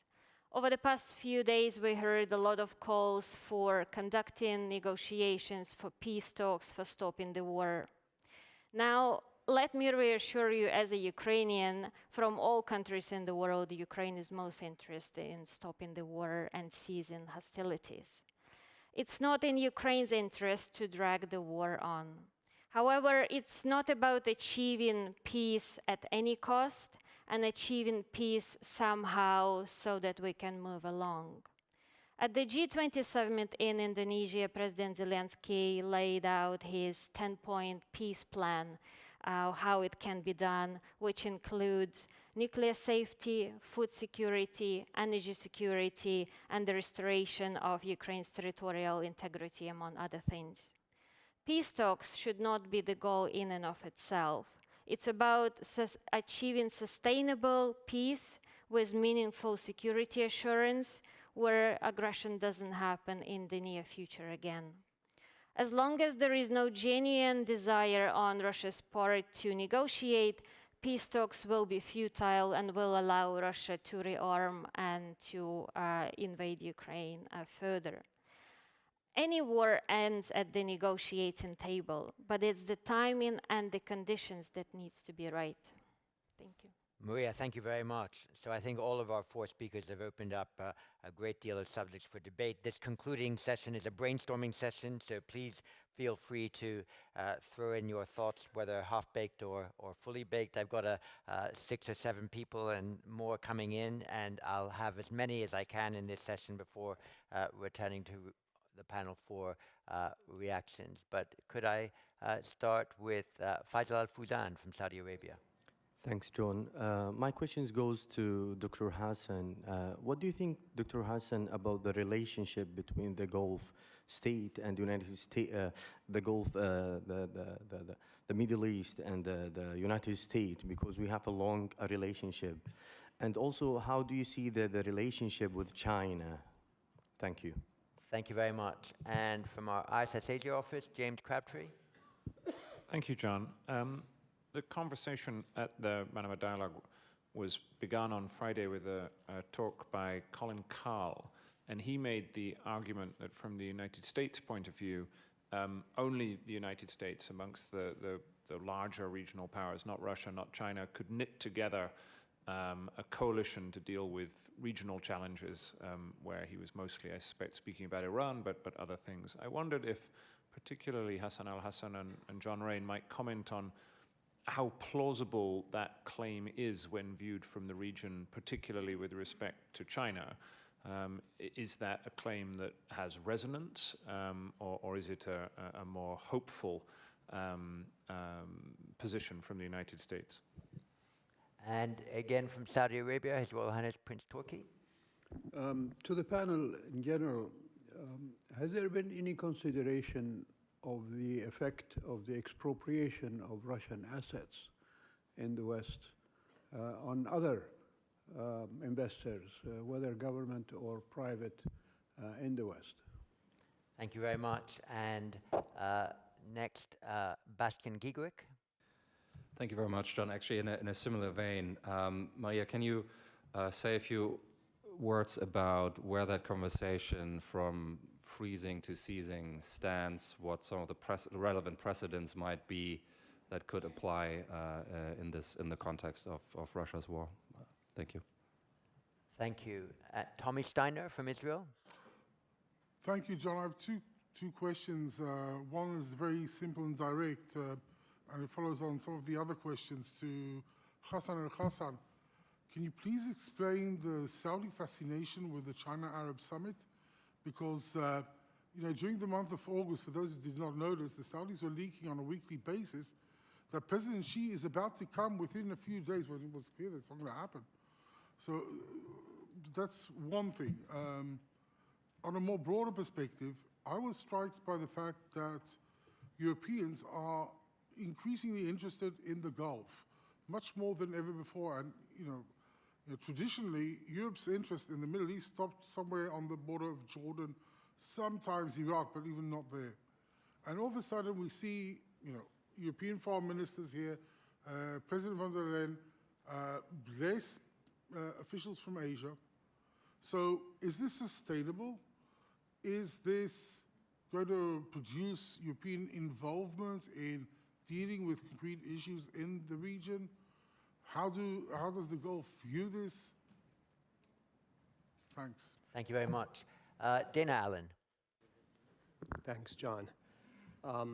I think this question is relevant to all the speakers, but it's prompted directly by Hassan's remarks about strategic diversification against over-reliance on the United States. And of course, unsurprisingly, American officials have reiterated this weekend that the U.S. is here and it's here to stay, and Colin Cowell gave numbers to make the point. But it seems to me that the problem is not that the U.S. is leaving, but that there's a really lack of understanding about the terms of the security deal, so to speak. And so this misunderstanding has been aggravated by the JCPOA and the Obama administration and the Obama administration's view and decisions about the limits of intervention in Syria, which caused consternation here. Again, consternation about the fact that the Trump administration, or perhaps President Trump himself, thought the deal was compatible with non-response to the Abqaiq attack. And conversely, for the Biden administration, there's consternation that Saudi Arabia doesn't consider the OPEC Plus decision to be incompatible with this basic understanding. So I guess my question is whether there can be further elaboration or thought about what are the sustainable terms of this deal, the mutual expectations on both sides, which is a big topic, but maybe you can try to be precise on a few points. Thank you very much. And Badi Al-Mudin? Thank you, John. Could the panel perhaps shed light, because we've been hearing the last 2 days that finally the West has woken up to Iran's threats. And I did ask a question, I did not get an answer. Now that there is this awakening of what really Iran is, does anybody have an idea what they intend to do? And a very, very quick comment. Peace in the area should be made not with signing with governments, but with the people. And human rights are universal. Thank you very much. Thank you. Bill Emmett. All right, on now. Thank you very much, John, and thank you to the panel for excellent analysis. My question sort of follows on from the previous one.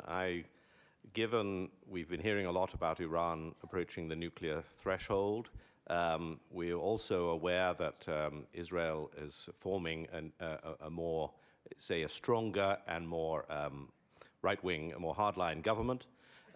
What I'd like to ask the panel to give their risk assessment of the likelihood of escalated conflict, military conflict with Iran between now and the 19th Manama dialogue. Perhaps give your percentage probabilities. Great challenge. Mayor Nowens. Thank you, John, and thanks to all the panelists as well. My question is for Maria. I wondered whether you might comment on how China's move to become increasingly self-reliant and also the lessons that it's learning from the sanctions placed on Russia might impact its relations with this region, and what countries in this region should be aware of or learning from this as well. And from France, Erwan Ebre. Yes, thank you, John. Thanks a lot for the excellent analysis as well to the panel. And the third question going in the direction of what we see and can expect in Iran, maybe from a different perspective. So what is the likelihood that we could see a fall of the regime by the next Manama dialogue? So what would be the drivers? But I think we're in a true VUCA world. So our world is volatile, uncertain, complex, and extremely ambiguous. And I think the uprising of the people in Iran is shedding light on how citizens can, of course, raise against extremely violent regimes. And so I think we need to look at what it would mean. So what if the Iranian regime will simply falter? And we've touched the corners of this question, but I think it's good as well to try to address it. No, I think that's a very important assignment. One of our colleagues had a very epigrammatic remark about the nature of what is happening now in Iran, which I think is quite striking. The rebellion of the granddaughters against their grandfathers, which I thought was an interesting way to think about it. Carrying perhaps on this theme also, Tom Beckett? Yes, if I can, just to extend that. So if the Iranian regime were to change in a way that it could be reintroduced into the international community, a colleague of mine, Robert Ward, the director of geoeconomics, said once that if you look at Iran, it has the population of Egypt, the natural resources of Saudi Arabia, and the potential for economic diversification of Turkey. So if it were to change government, and if it could be brought back into the international order, it would appear to be that it would be the regional leader. My question to the panel is, how would the rest of the Gulf take that? Thank you very much. Well, we're building momentum here. Fenella McGurty. Thank you, John. My question is for John Rayner initially. So you spoke about the lessons from Europe to the Middle East. Can you speak perhaps lessons that run the other way in dealing with an increasingly unpredictable and hostile neighbor? And to all panelists, what impact will the economic difficulties facing countries likely have on their policies towards the region and their ongoing relationships? Thank you. Thank you very much. Kurt Lauk. I just have a question with respect to the sanctions. So many states have now been sanctioned, like Afghanistan, Iran, Iraq, and Russia, and so on. And then there are some countries somehow sympathetic, like Turkey, like China, like India. Is there a danger, do you see a danger that there is sort of forming up a quote-unquote free trade zone among sanctioned states? Adel Hamida. Thank you so much for the insights. An initial question directed to my colleague Hassan, and following on from a couple of the colleagues. When thinking about the sort of emerging non-aligned movement on consumer technology, and of course China often with a slightly stronger value proposition, particularly on price, speed, delivery, no human rights discourse, etc. Where are we going in terms of red, blue supply chains? And does a purple supply chain world exist in, by the 19th, 20th, 25th Manama dialogue? And I think we heard about the Arab-China summit with Saudi. The second question on a flashpoint is thinking about Bibi and this unholy alliance that he's fostered, midwife, brokered. How embarrassing is it going to be for allies, including in the region, those who have normalized and those in DC, when it comes to potential Temple Mount diversification and annexation, 50 shades of however it looks like. And we heard about the Ukrainian ambassador being recalled by Russia, by Israel, vis-a-vis Russia. And within that context of Huaweiization and Palestine, where are we going to be by the 20th dialogue with a potential DeSantis or a Pompeo or even a Trump, despite what we just saw in the US or Klobuchar, whoever? And what would that mean specifically for the last panel, where we spoke about partnerships? Do we go back to an uber hyper transactionalism, or do we maintain these reconfigurations we're seeing at the moment? Thank you very much. You can throw in Turkey next year as well. Thank you. We'll give that a go. Thank you very much. We'll take about 4 more interventions, and I intend to have everybody come in as they could, and then give 5 minutes to each of our panelists afterwards to give their responses. And I'll do it in reverse order. So Maria, John, Reem, and then Hassan. But a gang of 4 still to come, led by Rumayt Al-Busaidi from Oman. Thank you. My question is to Hassan al-Hassan, specifically when he touched upon the topic of strategic diversification. We're seeing more and more of the UAE, for instance, moving towards the climate diplomacy angle and climate security angle, and with the looming COP28 that's going to be hosted there. My question is climate being used as a gimmick at the moment to kind of use the conversation and really build these strategic alliances, or is it really taken seriously in the region? And Irena Mia. Thanks, John. A question for Maria. I was wondering if you could elaborate a little bit on the international architecture linking together so-called criminal state to avoid sanction, and how sustainable and successful do you think is going to be in the medium to long term? And from India, Kanika Wakwa. Hi, thank you. Two questions, one for Hassan and one for Rim, if I may. For Hassan, based on his comments, if you could maybe elucidate what is the Gulf reading of this? How is the Gulf reading and understanding the situation in the Indo-Pacific? And is that impacting how the Gulf security dynamics are changing? And for Rim, Iranian and French relations go back to sort of deeper cultural ties.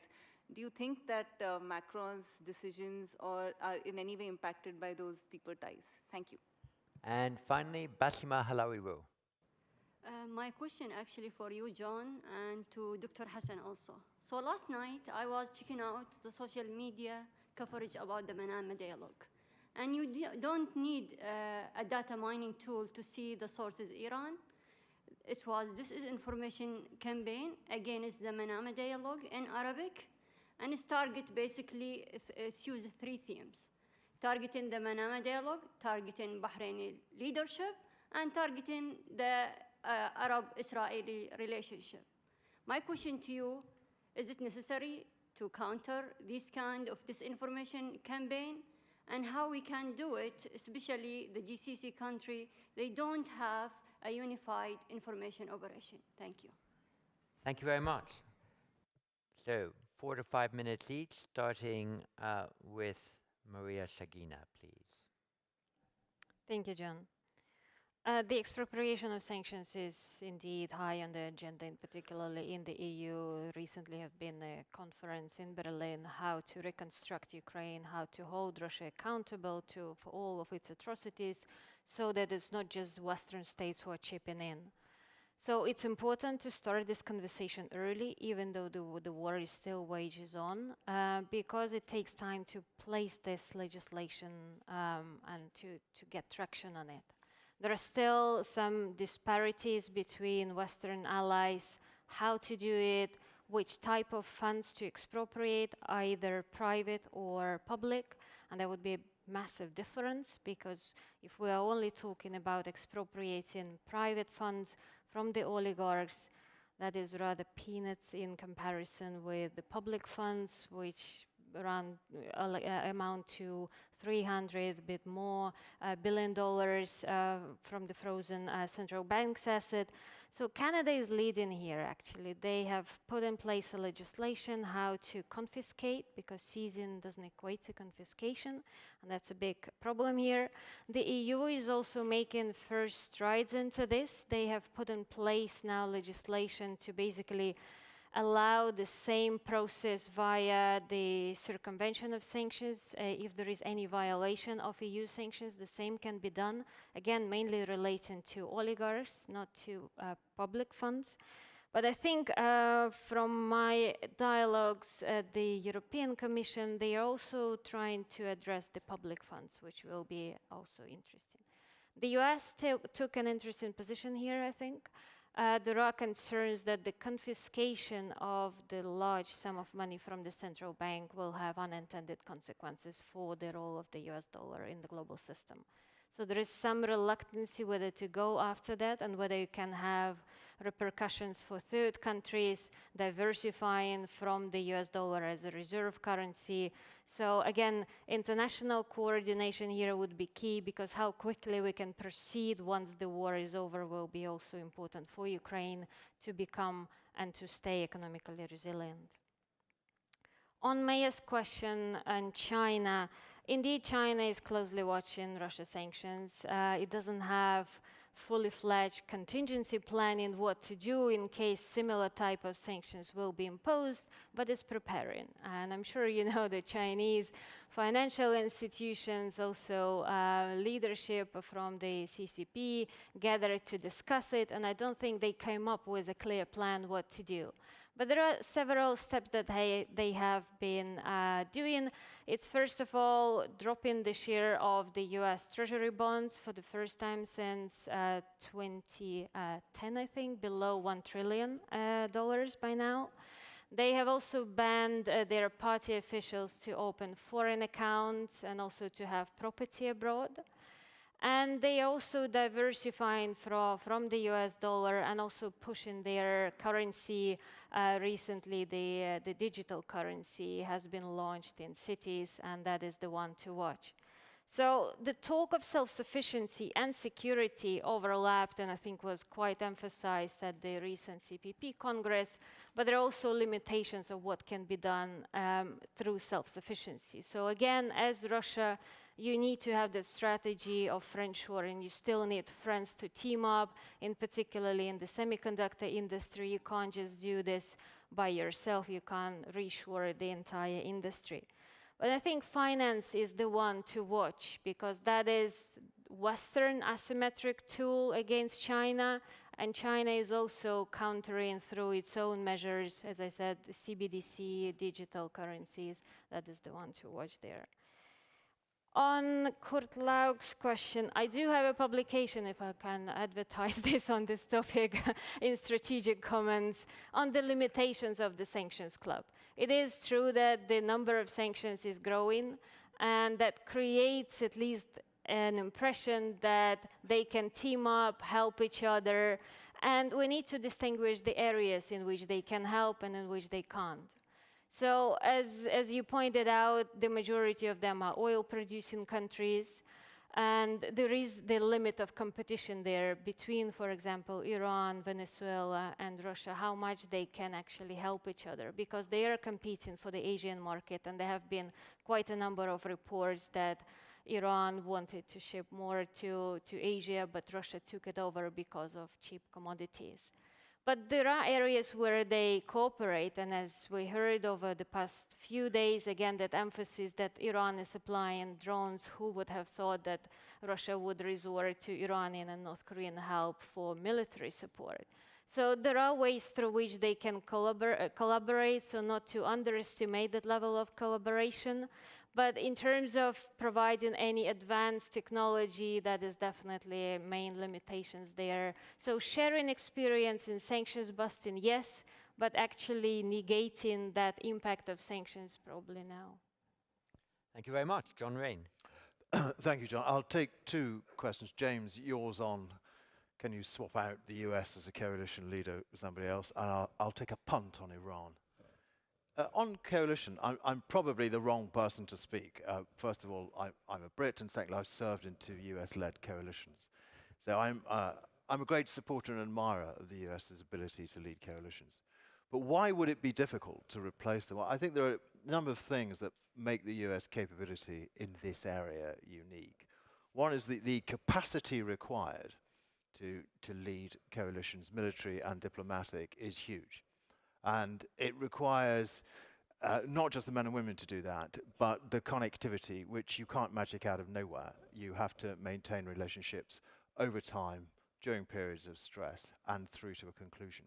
And all of that requires an almost unique capacity and bandwidth, which the US has. The second is the US have been at this for a long time. So US ability to lead coalitions is something that started most seriously, of course, in World War II, and has been developing ever since. I think that's the key thing, and the multiplicity, the different sorts of coalitions which the US have led in the region and elsewhere is unique. There is, of course, a third reason, and that's that, again, serving in a US coalition is challenging for both coalition members, even if I may speak on behalf of the US's closest intelligence and military allies. Even difficult for us. I'm sure others in the room would agree. It's very difficult for others who know the US less well. But it's also rewarding. There are generally positives which come out of being part of a US coalition. I'm sure many Gulf and European colleagues in here would be brave enough to acknowledge that in terms of both security guarantees, in some cases as practical as equipment upgrades, compatibility, so on and so forth. So you get something in return. I'm not sure that those who've served in coalitions led by either Russians or Chinese would agree with that, and I would point to the more than faltering coalition which Russia is managing at the moment, as Maria said. Even their closest allies, so-called, are not really what we would call allies. I think Central Asia and indeed China. So I think, James, it's really hard to swap the US out in that role. Iran. So colleagues were invited to take a punt on Iran. We recently had an exercise in IISS where we asked each other, if you like, the most obvious, the most idiot questions about geopolitics. And one of those was, so, is Iran, is the regime going to fall? And we were only allowed to say yes or no.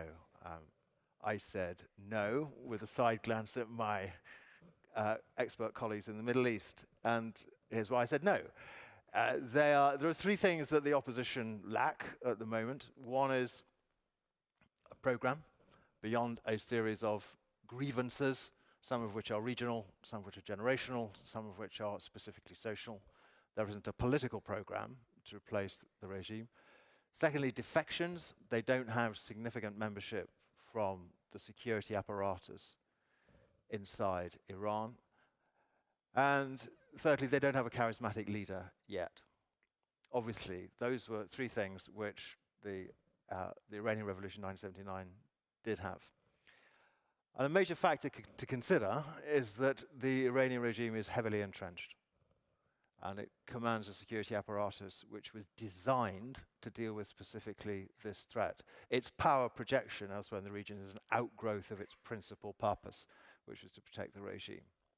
So I said it's not going to fall, but I qualified it heavily.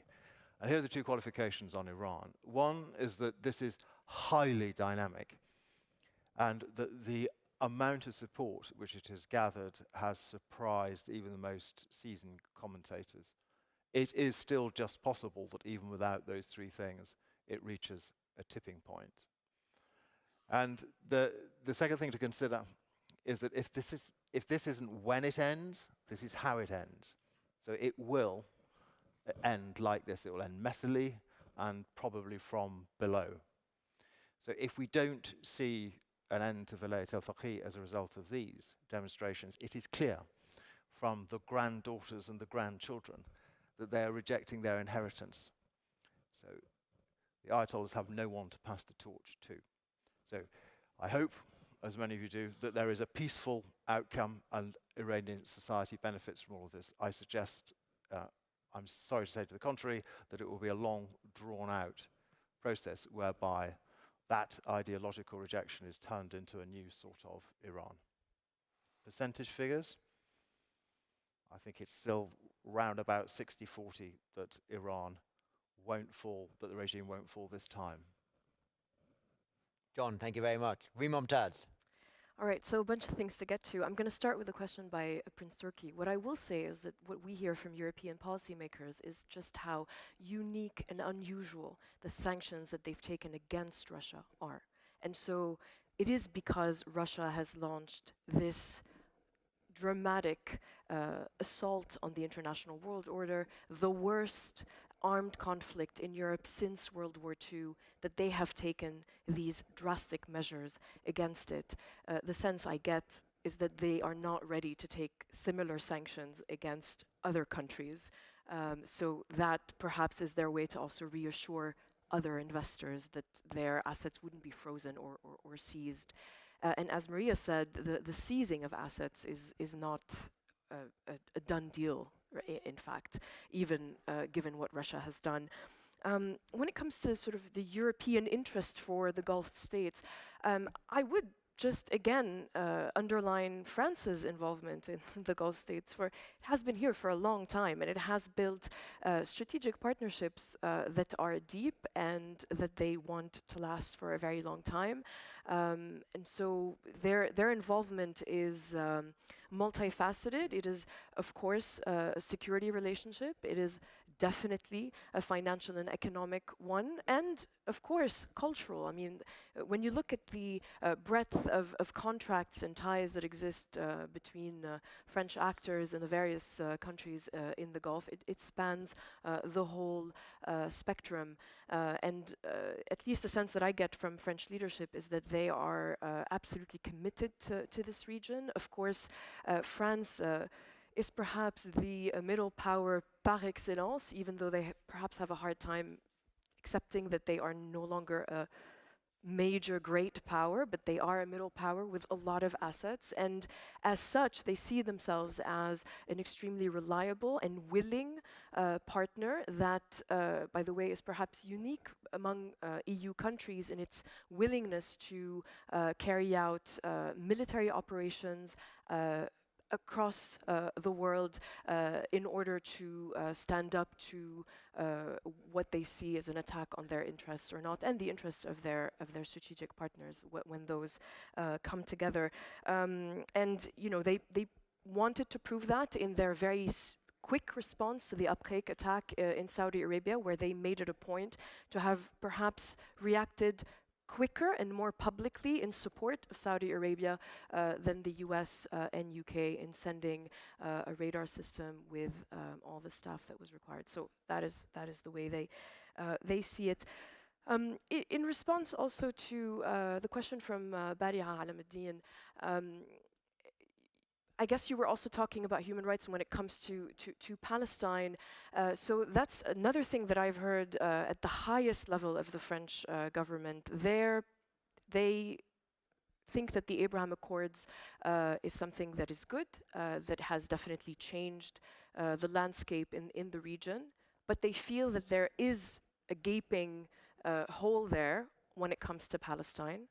They have the ambition of trying to play a role in order to bring the Palestinians back into the equation and try to tone down the tensions. What they've also heard from their Gulf partners is that the Gulf partners are also worried about the tension that cyclically comes up, especially when it comes to Jerusalem, because that is something that, despite whatever normalization between leaders, Jerusalem is still very much important for the Arab population. So that's something that is on the mind, at least of the French leadership.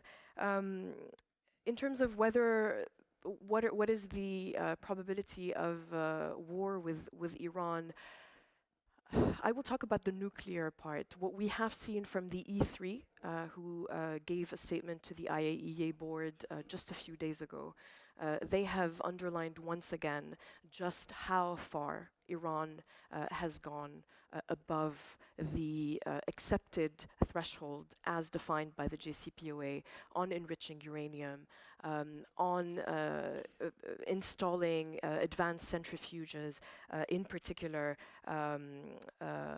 at Natanz, and on the fact that they have acquired irreversible knowledge. And that has been perhaps one of the hardest things to counter, the irreversible research and development knowledge that they have been able to acquire since the US pulled out of the JCPOA. That is something, of course, that is very much at the forefront of their concerns, and it is one of the major reasons why the JCPOA is really at a dead point at this stage. They have not wanted at this stage to declare it dead, even though in private conversations the sense we've had for the past 9 months is that, well, it's in very bad shape. It's comatose, really.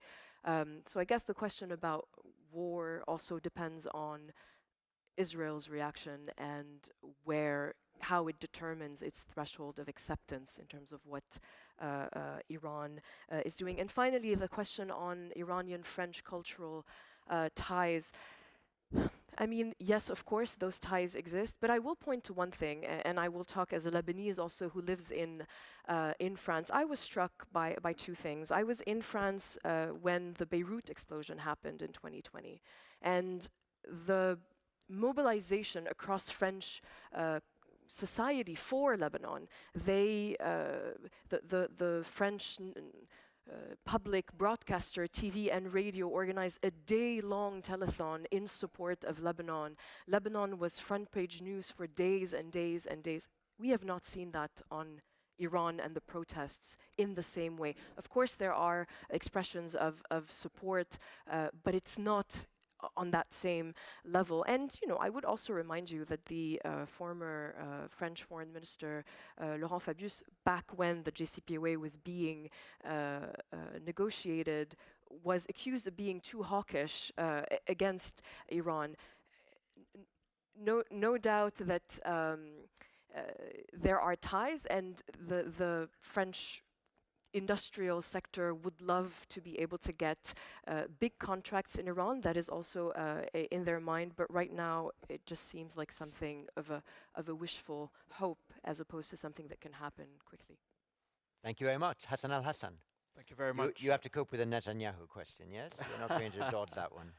There are multiple traps that have been set up for me during this round of questioning that I will not fall into. But I think I'm going to try and answer the various questions that were put to me under three big buckets. So Iran, to begin with. And again, as I said, I'm not going to speculate on the demise of the Iranian regime or try to place a percentage figure on the likelihood of conflict.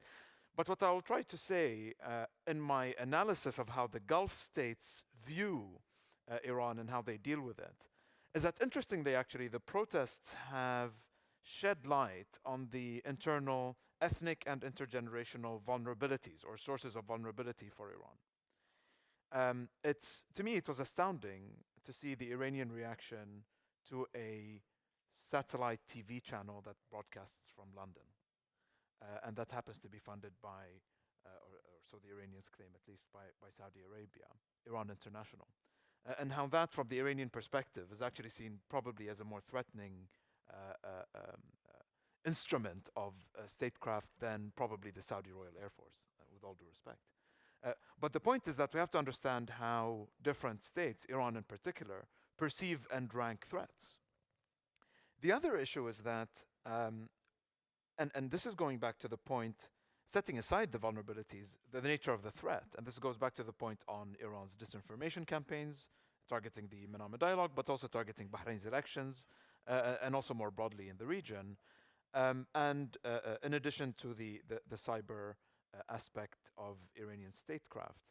The idea here, I think, is that the Gulf states, and this goes back to a point that was made earlier, need to think very hard about how they align their defense and security policies to address the specific nature of the threat emanating from Iran and the vulnerabilities that Iran suffers from in terms of thinking up the best way to deal and confront with Iran. And so the idea that defense and security policy in this part of the world needs to be more closely aligned with the nature of the threat and the vulnerabilities of the adversary is something I think that GCC defense and security planners have to think very, very hard about. The second bucket of issues is, I think, the US-GCC relationship. Indeed, I think there has been an increasingly divergent view on or perception of regional security and where the US and GCC interests lie.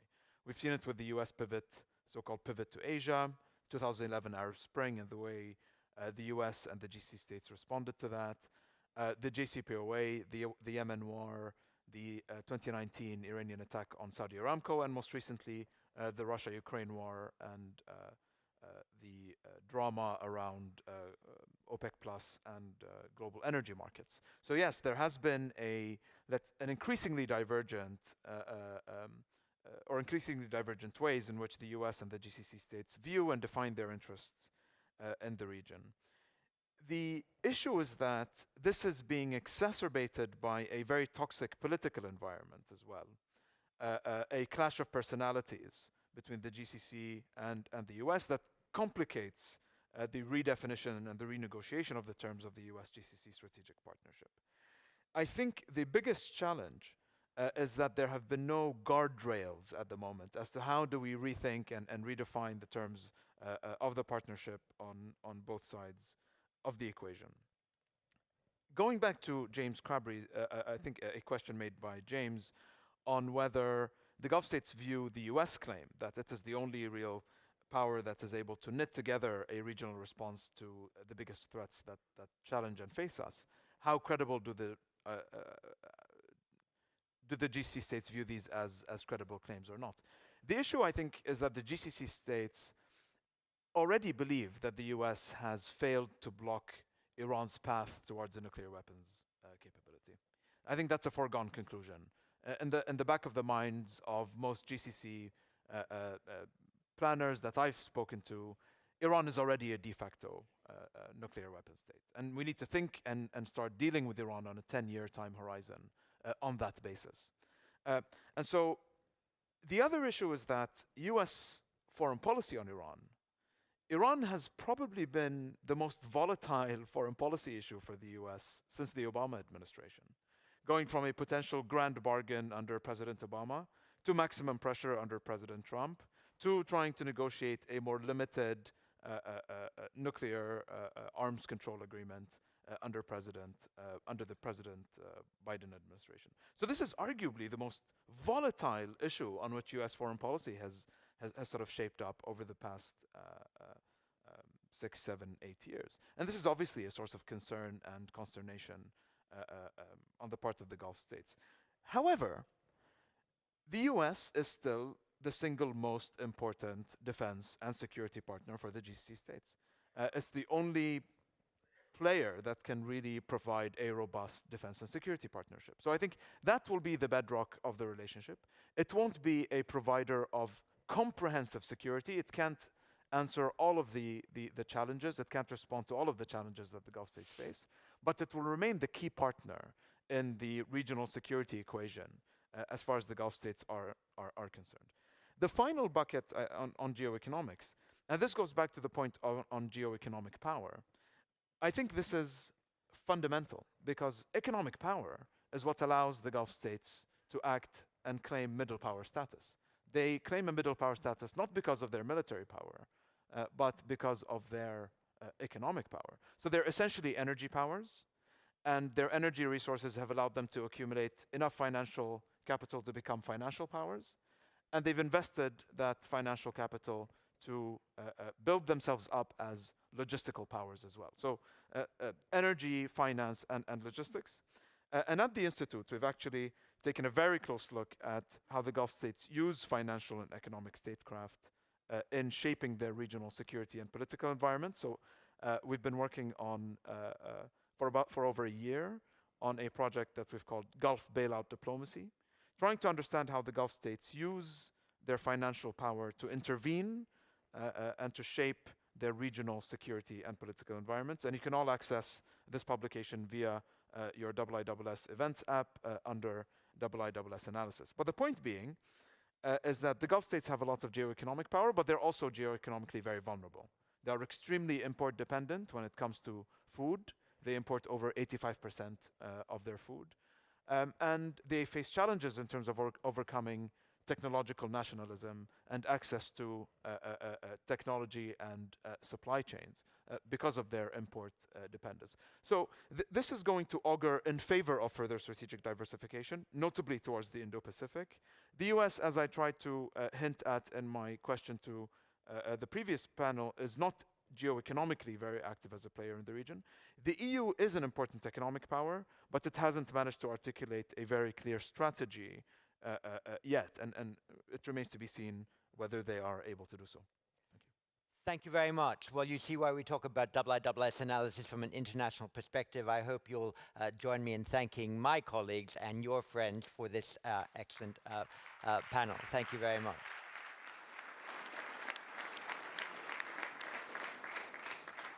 And for those of you who still have a taste for further IISS analysis, there's a lunch that many of you can still attend that launches our China's Belt and Road Initiative dossier and a Delphi book. Let me just end in two ways. First, by thanking all the IISS colleagues, some visible, some working in the background, that made the logistics and professional production quality of this event so possible. We are all grateful to their hard work, which extended into the early hours of the morning and started again at the early hours of the same morning over these 4 or 5 last days. So I want to thank them very much, and of course have all of you with me thank His Majesty the King, His Royal Highness the Crown Prince, His Highness Sheikh Nasser, the Ministry of Foreign Affairs of the Kingdom of Bahrain, the Ministry of Interior, the Bahrain Defense Forces, other authorities, and of course the people of Bahrain for the tremendous hospitality they've shown us here. This Manama Dialogue has involved some 500 delegates, 46 countries, dozens of ministers. We know of 62 bilateral meetings that were held on the sidelines that were booked, but we know of several dozen others that were unbooked but equally effective and important in ensuring that this Manama Dialogue serves not just the purpose of inspiring debate, but also facilitating practical military and economic cooperation between the various countries that are represented here. We hope very much to see many of you again at the 19th Manama Dialogue, where we will explain why it was that the Iranian regime fell, or why it was that the Iranian regime persisted, and that will be scheduled for either the 3rd or 4th week of November 2023. So with that, might I invite you to have lunch and ensure that all of you have a safe trip back home. Thank you very much indeed.